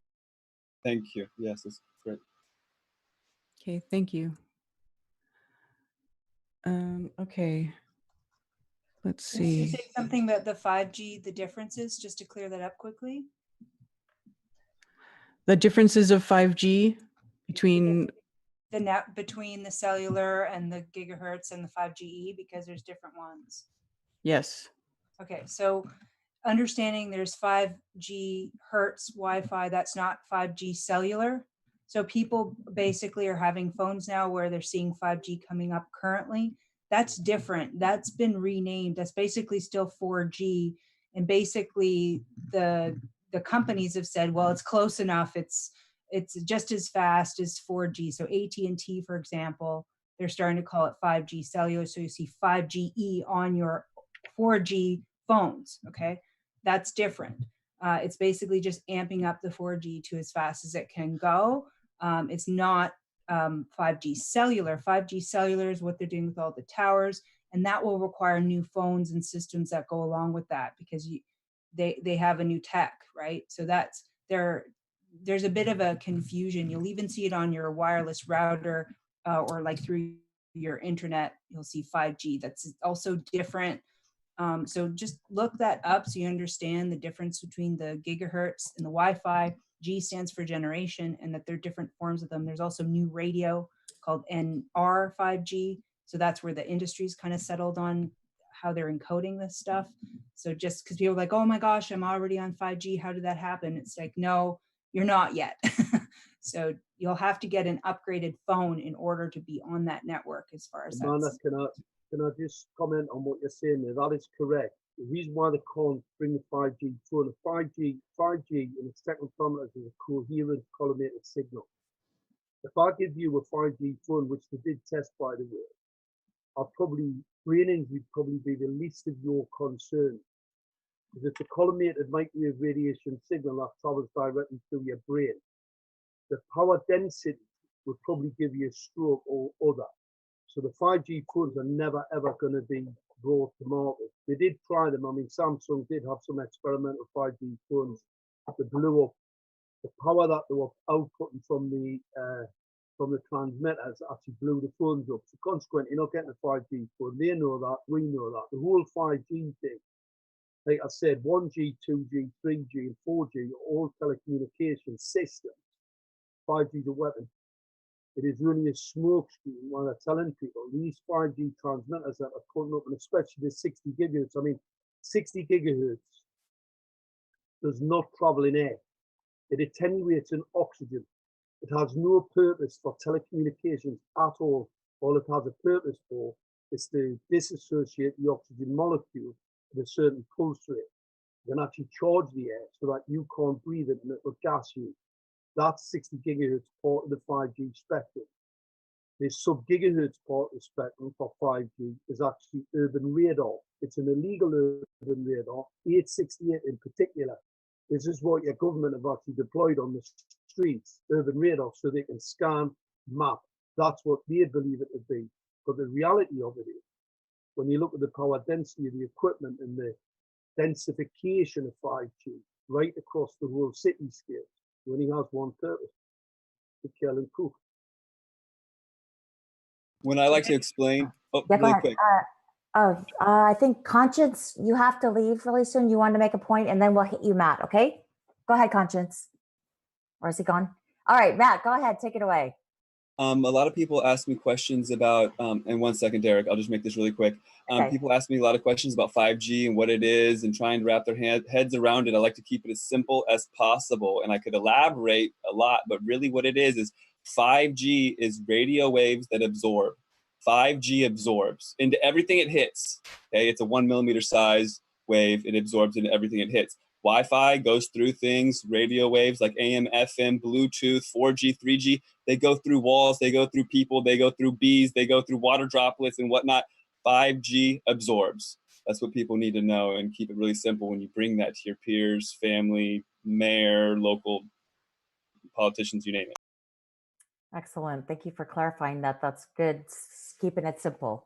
Okay, Conscious. Well, can I just say one thing there? That's incorrect. It's not true. That's a false narrative. So it's incorrect. It's incorrect information. Okay. Totally wrong.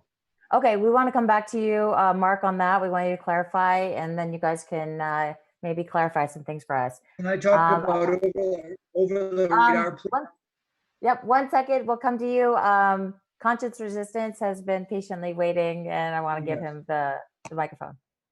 Thank you.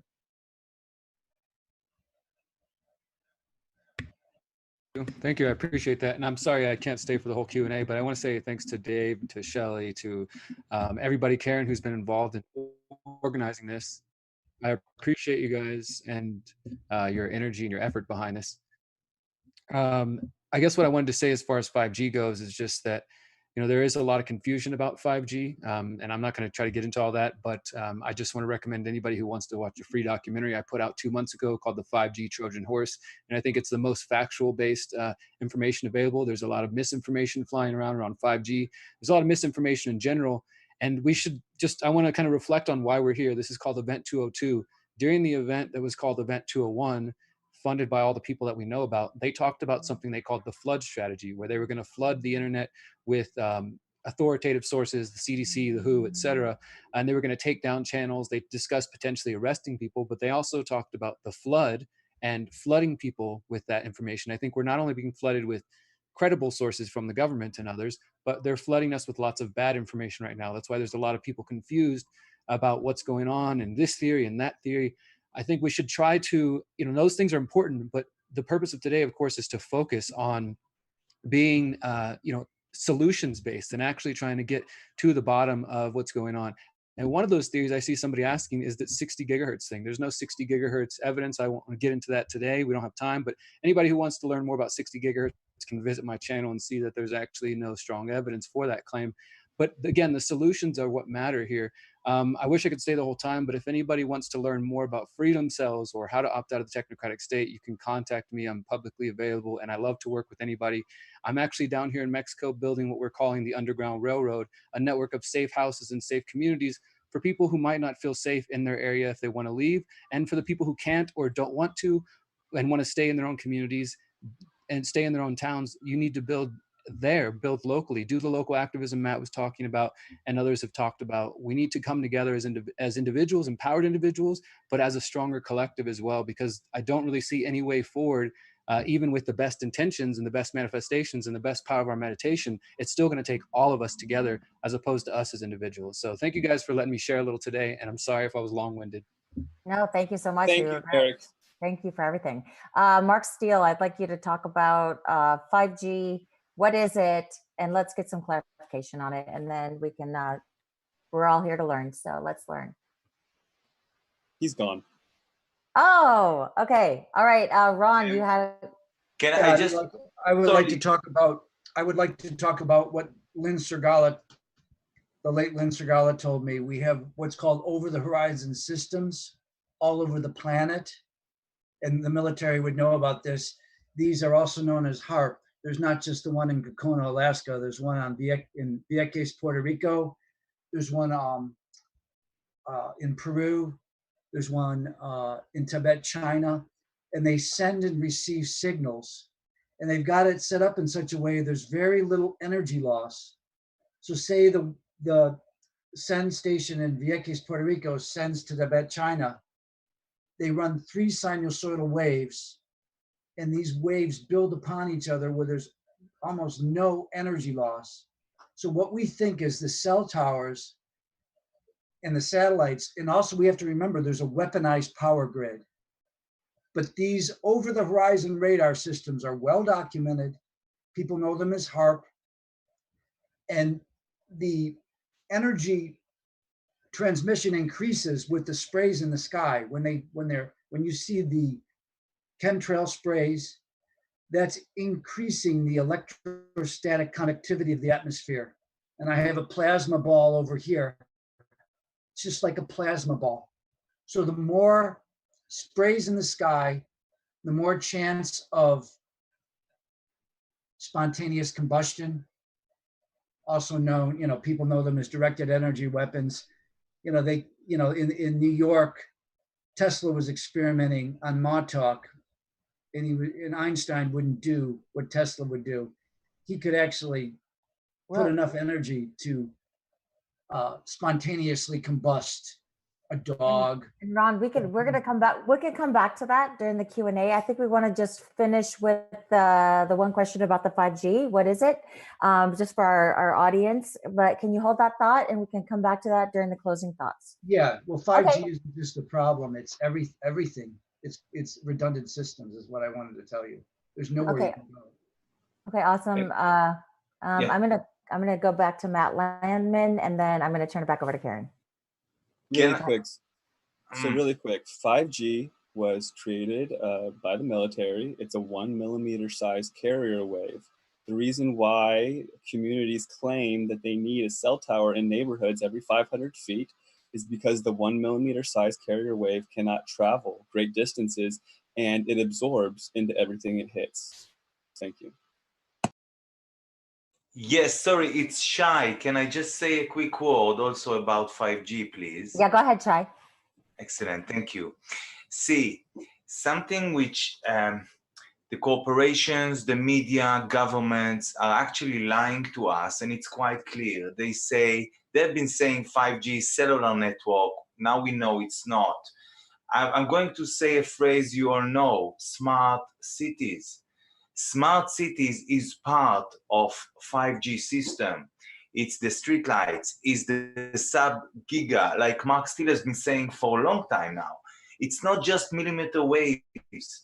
5G encompass everything. It encompass also the last generations, the 2, 3, 4G, as well as maybe the future generations, but it's already the all-encompassing system which is being deployed near every home almost on the planet now. I mean, it's the streetlights, it's the 868 megahertz, which I have in some places in Israel, not next to my home yet, but we'll get to that when it's here.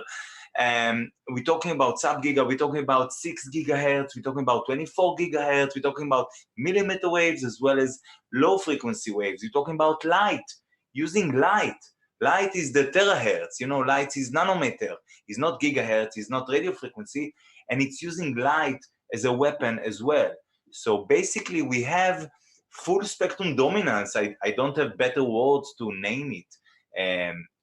It is full spectrum dominance, it is densification. And people in Israel, let's say 5 weeks ago, 6 weeks ago, there were maybe 1,000 people in Israel knew what 5G is or what is smart cities, because there's a code here. 5G, it's not 5th generation. 5G is smart city infrastructure. 5G is everything that transmits, everything, whether it's light, whether it's radio frequency, microwave, everything, millimeter waves. This is 5G. And just to say another point regarding what Derek said before, he said that there's no evidence of using 60 gigahertz. It's wrong. Sorry if Derek was here. I can send him the evidence, but it's in Hebrew. I can tell you that 60 gigahertz is being used since 3 weeks, being put in schools, in Israel. I can name you the cities because it's been published, you know. It was approved by the communication office in Israel, and it's been put in place in few schools in Israel. This is serious matter. This is going to cost a lot of lives. And 60 gigahertz is being used, and not just in Israel, as far as I understand. And I don't want to get to the proof. You know, I prefer to stop it now, not to see, you know, children falling or getting sick, or adults, doesn't matter now. I prefer to stop it now, but to say there's no evidence, false, sorry. 6 gigahertz just been approved a few days ago, and 60 gigahertz already been put in few schools in Israel, and it's moving forward quite fast because we are all still quarantined. So we need to go out and just break the spell, because everything that is been going on now, it's a spell. By using words, this is, you know, we didn't touch upon this point, and I don't want to push my story into it, but really, what's been going on now is just the ability of ancient powers that goes back thousands of years, but let's say hundreds of years, you know, to use technology in order to control us in a way or on a level that we never seen before. But this spell, using words, all right, and implementing them through the media, through the social networks that we are all using, and being censored for it, you know, because we put out the white spell, if you want. We speak the truth, and they speak lies.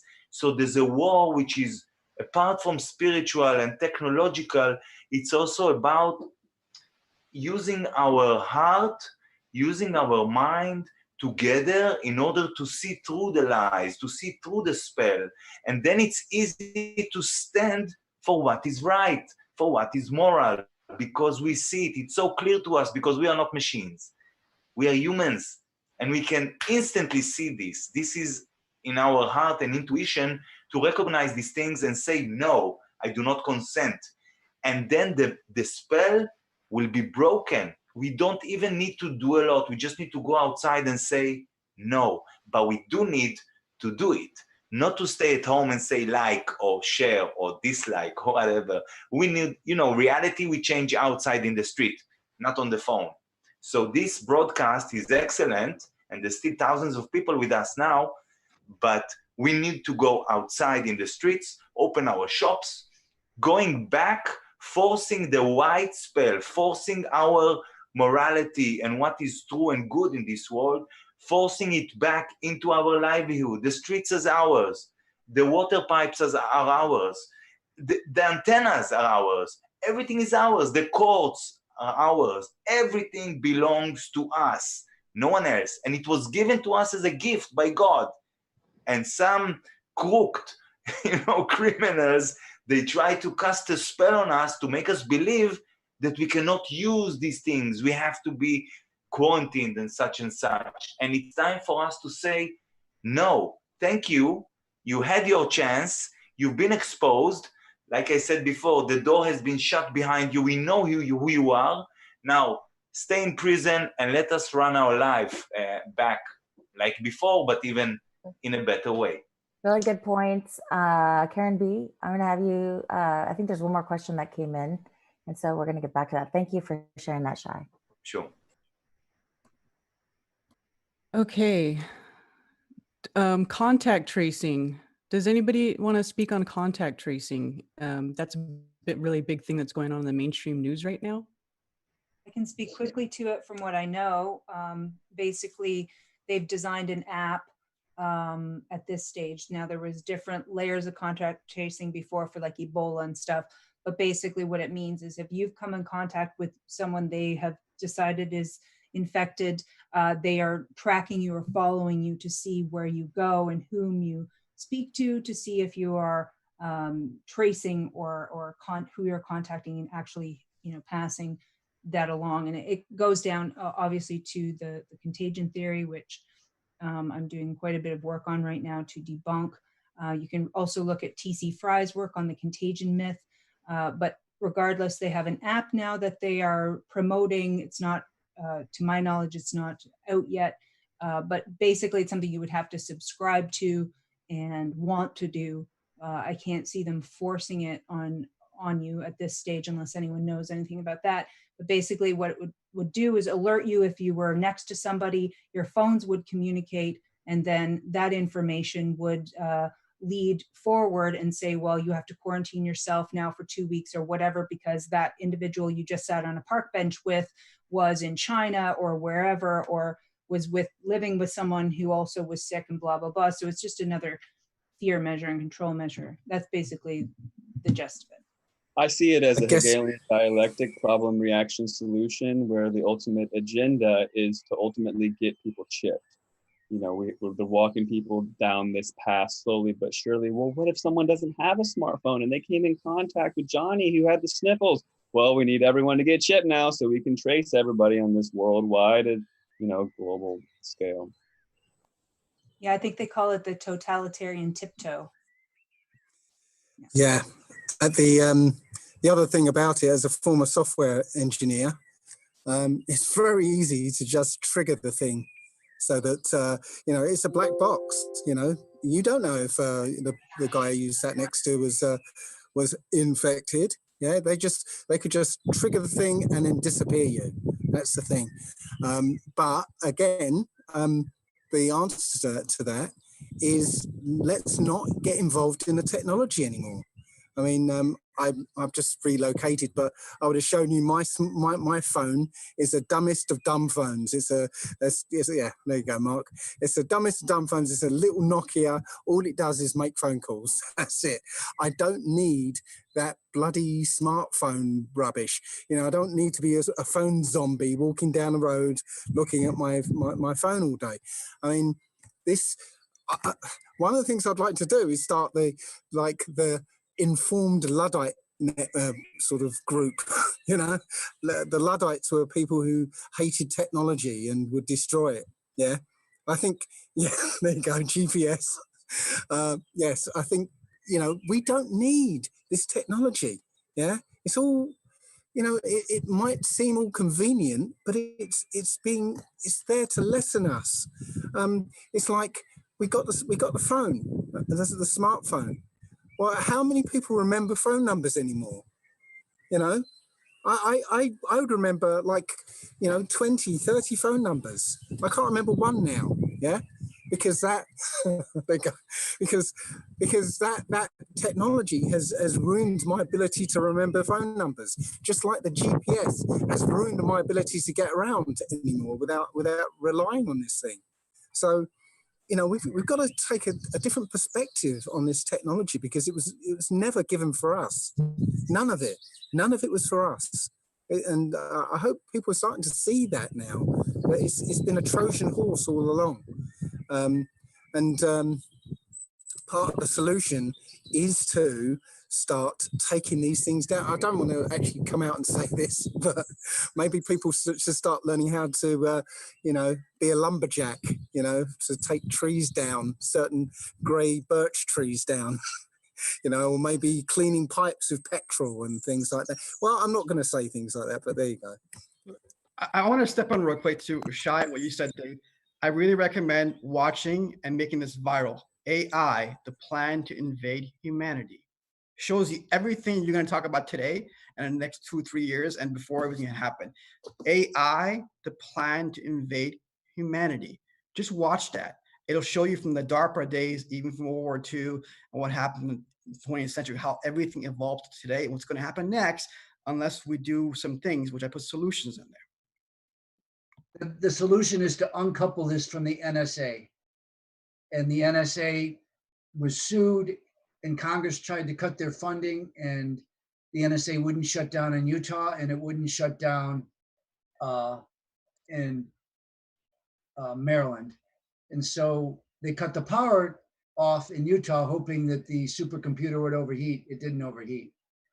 The people behind it, if you want to search Mormon Mafia, the top level, the people that are controlling the weather, and the people that believe that everything's going to be flooded up to Utah, I suggest people start searching out the Mormon Mafia.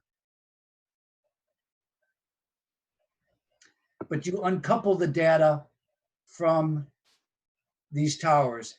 We have a system to search the internet for learning, for talking, for wonderful things. Unfortunately, the NSA, in a very ruthless company called the MITRE Corporation out of McLean, Virginia, which funded all the different mind control for 70 years. They were the former paperclip Nazis brought over after World War II. They were called the aviary, like the birds. If you want to search the aviary, you will find out that these were the Nazis that were brought by Prescott Bush to Connecticut. And then they were brought all over the universities to build this system at UCSB, they were building a virtual sexual reality program. I mean, that's disgusting. And at Stanford, none of that should have been done, but it was done. And they used the MITRE Corporation, MITRE.org. They were the former Department of Defense Jason brain scientists. The people that were tortured in Auschwitz and all the camps were tortured by Joseph Mengele. He wanted to find out why twins could read each other's thoughts. Well, they artificially were able to stimulate it. It's called silent subliminal sound, also known as pulse microwave. 70 years, 80 years later, we've got the same problem. Okay, thank you for that, Ron. We are just about ready to wrap up for our viewers out there. Thank you for those everybody. Thank you so much for all your insight and expertise. We're going to wrap up now with a 1 to 3 minute closing statement, and we're going to start with Mark Devlin. Sorry, I was muted there. Thank you. Yeah, some solutions are very simple, as we've discussed. I mean, this is my smartphone, so I never bothered going down that route. So when it comes to the contact tracing, if they operate by apps, nobody will be getting me with this. And this is my sat-nav, so I still prefer to read old school maps, so I'm not getting traced via my car either. But when it comes to solutions, so much of it comes down to non-compliance, just not acquiescing with the plans that they have for us. I did a rant video a couple of weeks ago where I was in my car and I was just sounding off because I just got back from the town centre and I'd been through the humiliating, degrading experience of trying to get into some shops just to get essential supplies. And it's the same thing all over the world, you know, these ridiculous bits of tape you have to stand behind. You've got some jumped up little tyrant on the door telling you where you can go. And in this video, I was just sounding off about how ridiculous this all is. And I got a ton of support from all over the world, people saying they felt exactly the same way. Now, just imagine if large numbers of us got together and said, we're just not going to put up with this anymore. We're not going to comply with these ridiculous restrictions. If nobody was having it, then these things just would not stick. And a great idea I've had in recent days is people have said, all the shops that have forced us to go through these degrading experiences, let's just boycott them from now on. Just don't go to them. Just frequent shops that don't force you to go through these ridiculous rituals. But in terms of drawing some hope and optimism and positivity from all this, look at what we've had dumped on us by the control system these past few weeks. They've thrown everything they've got at us all at once. And this is not their ordinary style. Normally they do things in incremental steps. They sneak things in gradually, the totalitarian tiptoe, but they've thrown everything in the kitchen sink at us. And this speaks to me of them panicking. They want to get all the pieces of their puzzle in place very, very quickly because they're concerned if they leave it much longer, too many of us are going to get wise to what they're all about. And the likes of us are going to be sharing too much empowering, inspirational information to other people. So we've got to keep that stepped up. We've got to get more and more people on our side of truth. We've got to get the numbers because they fear us. They fear that process happening. And we've got an indication of that. So we just got to keep it stepped up, keep doing our thing, never lose hope. And remember, history is being written every day and it's not a done deal yet. We get to decide how this whole thing plays out. Absolutely. Very well said. Thank you, Mark. Yasmin, do you have any closing thoughts? You're muted. Okay, yes, thank you. I was just going to say that if the agenda is transhumanism and AI and this, that, and the other, the antidote is humanity. It's us, it's our hearts, it's us showing up as ourselves, which is why you can see all this mind control for social distancing, moving us away from each other. So if those are the agendas and we are the solution, then it very much is us coming together, thinking of solutions and actually mobilizing. So I do agree with Shai in the sense that these are spells that we are under, beliefs of authority and whatever else, that only we have the power to change, have the power to refute, refuse, take down. We do not consent. The more that we use our voices and actually state this out into the open, the more that we can create that reality. So one of the things I want to say is that we are powerful manifestors, and that's why our energy has been harvested and channeled into creating these realities. So we can actually script ourselves exactly where we want to be by putting ourselves together. We are the antidote to whatever virus. We're talking about parasitic systems that invaded humanity. So for us to be the way showers now and to run our own reality and script it towards the solutions that we would like to see is not for us to hide from this or try to believe that it has some kind of authority. It doesn't. It is us to stand in our sovereignty and say, no, enough is enough. You will not take any more of who we actually are. You will not make us afraid of each other and take what we already actually own. We are the change. And this concept about the virus or health or disease is just the smokescreen. There's something in this for everyone with regards to this. It's like probably an amazing opportunity for exposition of all of the dark tactics all at once. Like you said, Mark, they're throwing everything into the basket now. So any angle of those, you can actually follow it down and you'll find something. But the main point with it is the empowerment. The fact that you can heal yourself, the fact that you can grow your own food, look into what you're eating, whether it's processed or not, detoxify, that you can make your own medicines, that you don't need any of the things that have been pushed onto us.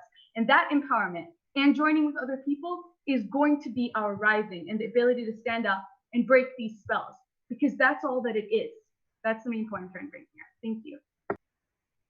Thank you, Yasmin, for that. Matt Landman, closing thoughts.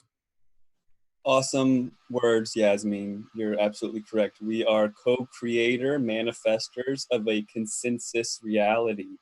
And the majority speaks, but we are a growing majority. Every single person listening, you are also an activist. It's not just us. You can play your part.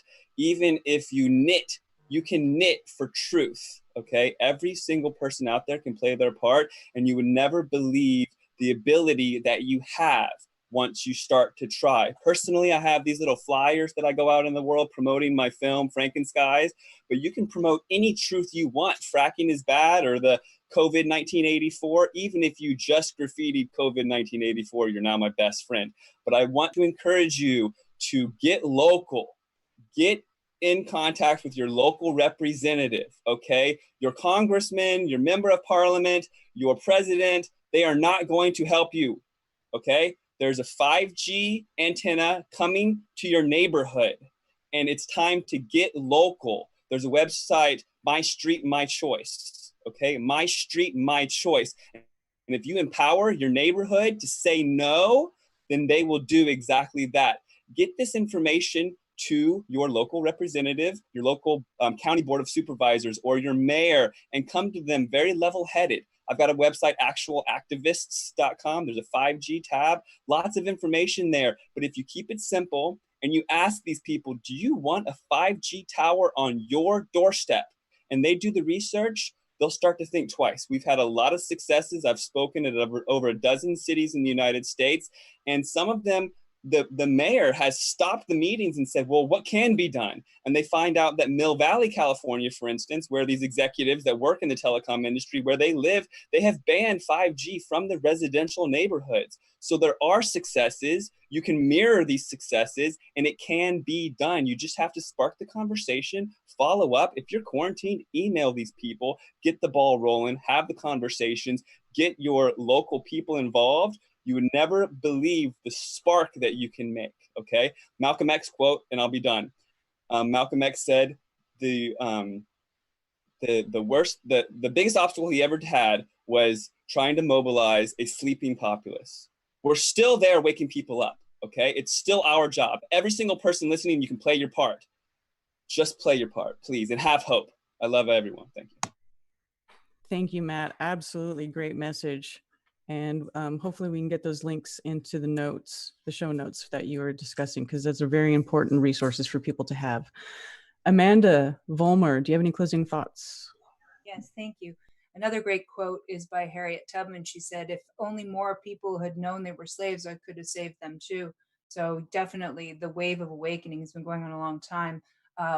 Everything that everyone has said, I totally agree with what we need to do to empower ourselves. So I won't repeat that. But one thing that I focus on is encouraging people to fire their doctors, because we have to stop attending the medical cult system as well. So we need to take back our own empowerment on how to heal ourselves, how to feed ourselves, how to stop poisoning ourselves. And that's one of the things that I focus on the most as a health practitioner.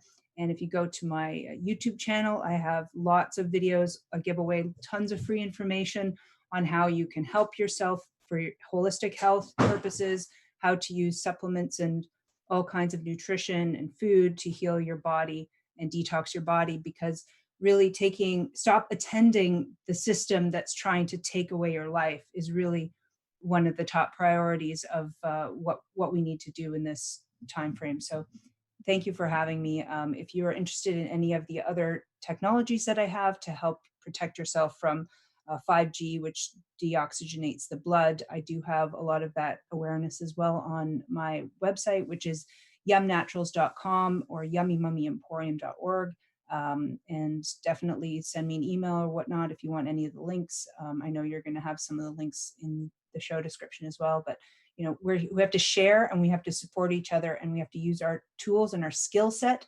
If you don't have a skill set, get a skill set, find what you're good at and learn. We have quarantine time available in order to do that. So find your passion and live your passion, and you'll be directed by the creator on what to do next, and not to live in fear, just to live in listening. So thank you so much for having me. Thank you, Amanda, for being here. Shai Dannon, do you have any closing thoughts? Well, yes, although we just started, really, I have some closing thoughts and words. I think what we need to understand, it's quite funny. We are all bombarded with information, with data, with stuff from all sides, 5G, weapon system, what? And now vaccines and chips, and it's like aliens are coming, what? And really what I want to say is that we are growing up. It's part of growing up. And like I say in various videos I've done in English, in Hebrew, if we are here, we are meant to be here at this time. And if we were not able to cope with it, we wouldn't be here. And we need to remember that while we are doing our part in this, let's say, 3D reality, there's other forces on our side as well, which doing their part in other realms, I would say, of reality, which maybe we don't have access to yet. And maybe like Cyrus been saying, repent, ask for forgiveness, because it makes you human. Don't be afraid, because it makes you godlike. And fight, expose the Chinese Communist Party and its allies, because it does look like they're the head of the snake or the octopus or the dragon or whatever. And really love yourself, love your family. Yes, grow food. Yes, work locally. And just so you know, I've been talking with a lot of counselors and mayors in Israel, but in the last 1 week, 2 meetings with mayors been canceled. I was, anyway, so working locally is good, but you need to know how to overcome some obstacles. So yeah, I do want to finish actually with what Cyrus been saying. Sorry, Cyrus, for taking your words, but repent, don't be afraid, and expose the Chinese Communist Party. Thank you very much for all the good work you've done. Thank you very much. And thank you, human race. We are here in this together. Yes, thank you. Thank you, Shai. You're welcome. Celeste, closing thoughts? So I believe also that we were born for such a time as this, and that we are created in the divine image, as I said many times. And so we do have the internal fortitude, and we have the right stuff to do it, and to accomplish this, and to preserve our humanity and not sell our birthright of being a human created in the divine image, and bow down to whether it's elites or a technocratic society or machines or transhumanism or a plague that may be coming or any other thing. So just reach out, do kindness, share the love with other people. Love and kindness are very powerful. There's a lot of people scared and hurting during this situation.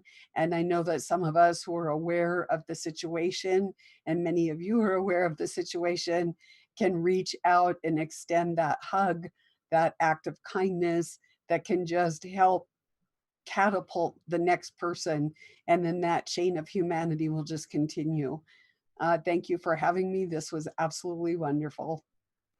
Thank you, Celeste. Beautiful message. Really appreciate you being here. Kate Shimarani, let's get your closing thoughts, please. Well, first of all, thank you for having me on. And coming after Celeste, which is coming from a place of love, I'm going to come from the opposite place. We need to get out. Our government is corrupt. The people who own 5G and like what Shai was saying about the Chinese Communist Party, all our government can be tracked back to allowing that, to selling, to having money put in. They've all had a part in it somewhere. They're all in bed together. They all have shares in pharmaceutical companies, Sage. They're all linked back to Bill Gates. They're all in the same big, massive pot. So we can't trust them. Locally, people can they should go and report 5G as a crime because it's a weapon. It's not insured. They need to report it to their police. The police are saying, oh, no, we're not. It's a health matter. No, it's not. It's a weapon. It's a crime. If you don't get any results there, you go to the PCC, you go above them, you get the officer's name. If they won't give you a crime number, just log the time and date you went. And then you go to the IOPC if you don't hear anything back. Just keep hammering all your local MPs. They're probably not very good, but you have to keep doing it. Everybody's on their knees. All of the small businesses have closed. Get up, open. The police are exercising powers that they do not have based on parliamentary preferences. For instance, you can go out and exercise. On the letter from Boris Johnson, it said you must stay home and protect the NHS. It's complete garbage. So that's a preference saying that you can't go out and go to where you want to go to walk your dog. And the police have got no powers whatsoever to give you a fine based on that. So do you accept it, or do you get off your knees and just say, I'm not paying that, let it go to court? So they are civilians in uniform. So people, small businesses, get up, get opened. That's what I'd say. All the small shops, and let's not bother going to the big supermarkets. The ones that, because I think it was Arthur Miller, the playwright, said, when we put our trust in idols, we become but children. When we put our trust in God, therefore ourselves, we become open to infinite possibilities and awareness. Don't put your faith in false idols. That's these Muppets running the government. They're not really running it. And, doctors that are, it's sorcery, a lot of what they do. Pharmakeia is sorcery. Start looking up for yourself. Start being in control of yourself. Don't put your life in someone else's hands, because they'll abuse it every time. And that's what all our new parliamentary acts are open to abuse from those in power, be it the police and doctors. Thank you for having me, and Godspeed to everybody. Only we can overturn tyranny. It's not those that are doing the evil deeds that allow it to pass. It's us, the people, who accept it and are complicit in it. Thank you, Kate. Thank you. Much respect to you and all the work you do. Thank you so much for being here. Thank you for having me. Cyrus Parsa, would you like to give us your closing thoughts?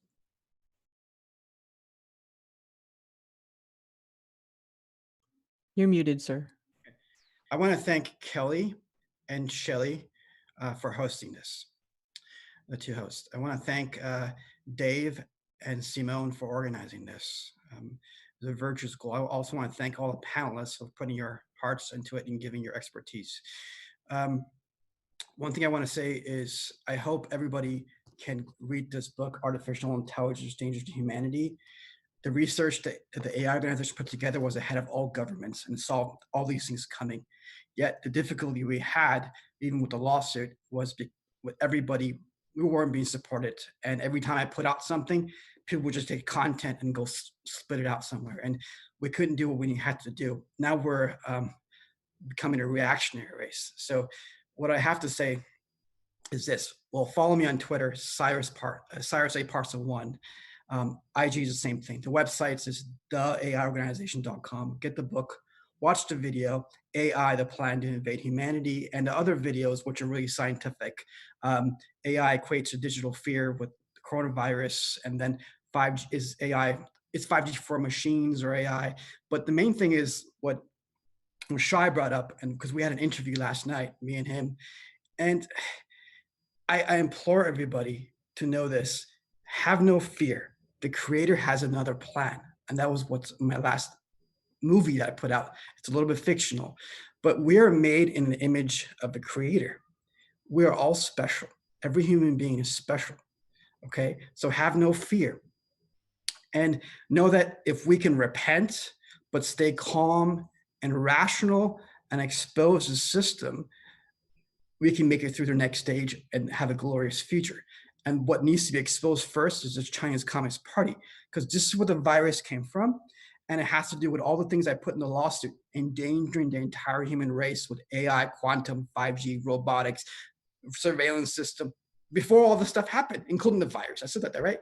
And in my books, I said that. And there'll be lawsuits. So that means I knew something that not many people on the entire planet knew. And how the hell did I know it?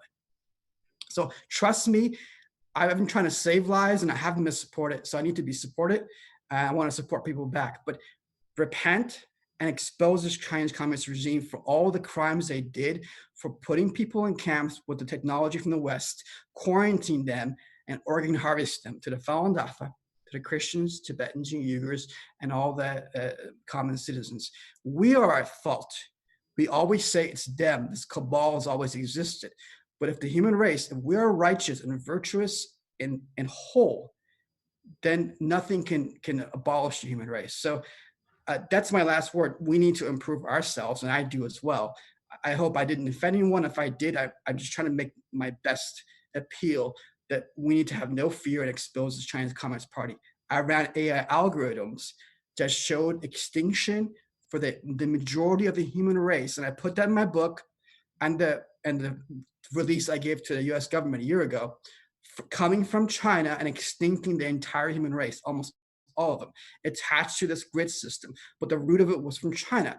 And I put solutions was because we're being complicit and these chain of reactions are happening for all this misuse of artificial intelligence. So I hope people take what I say very, very seriously and to heart. Go to my YouTube channel, The AI Organization. That's all I have to say. Thank you very much. And I appreciate everything that you guys are doing on the panel and all the audience members who are listening. Thank you very much, Cyrus. Dave, allegedly Dave, do you want to close this out? Is he still here? Yes, I am. Okay. Yay. Wow. Well, what I've got to say about this is that the key I see is that getting the information out to people, getting them to understand what's really going on, because most people don't. Most people have no idea of what we're talking about here. Yeah, but as soon as they start to understand, many of them will want to get involved and want to do something about this. And the key to this is small acts of defiance. Yeah. Small acts of defiance. Go outside. Simple as that. Show other people that the world isn't going to end when you go outside. The world isn't going to end if you go to the beach or something. Yeah. Small acts of defiance, and then later on, I think larger acts of defiance are going to become in order. But I don't want to say too much because we've still got a lot to go. And I just want to say thanks to everybody who's been working in the background to make this happen, and all the panelists, and especially Shelley and Karen. Thanks a lot. You did an amazing job, and thanks to everybody out there. I mean, this, as I said, was this a joke, an idea, and what we've done here is essentially reversed the magic that they did in Event 201. So this is how we got to do this. We've got to play chess, get to be better chess players, and counteract the magic they're working on us. That's what I'll say. Thank you, Dave. Thank you for organizing this too. I believe that wraps up the closing statements from our panel. Shelley, did you have anything you wanted to add before we close out? No, everybody did such a great job. Thanks for everybody putting their heart and soul into this, and just share this whenever you can. Get this out to everybody, and thank you for everybody. Thank you, Dave and Karen and Robin, who did such a great job. And yeah, keep activating. Just be active. That's our best. Your voice is your superpower. So. This went so well. People were asking, when's the next one? And I just wanted to say, people in general, is this, hopefully this inspires you guys to start your own little panels and discussions. And like Dave was saying, to reverse the spells, it's us coming together with a thought, making a creation, and working to do something like this. So you have the power as well to speak. Yes, thank you. I would just like to say that I think everybody needs to remember that, you were put on this, in this creation by the creator, and there is no man above you. So that's what everybody needs to remember, is that you, as part of this divine creation, have no one above you except for the creator themselves, and no one can take away your free will. And also, I want to add to everybody else's sentiment to not be afraid, because we don't have any reason to be afraid, because we have the power. Because if we didn't have all the power, then all of the things that they're doing to try to hold us back wouldn't be necessary. So just keep that in mind. All right. I think Robin's going to play us a closing song to end the stream. And I want to thank everybody for being here. Please share and mirror.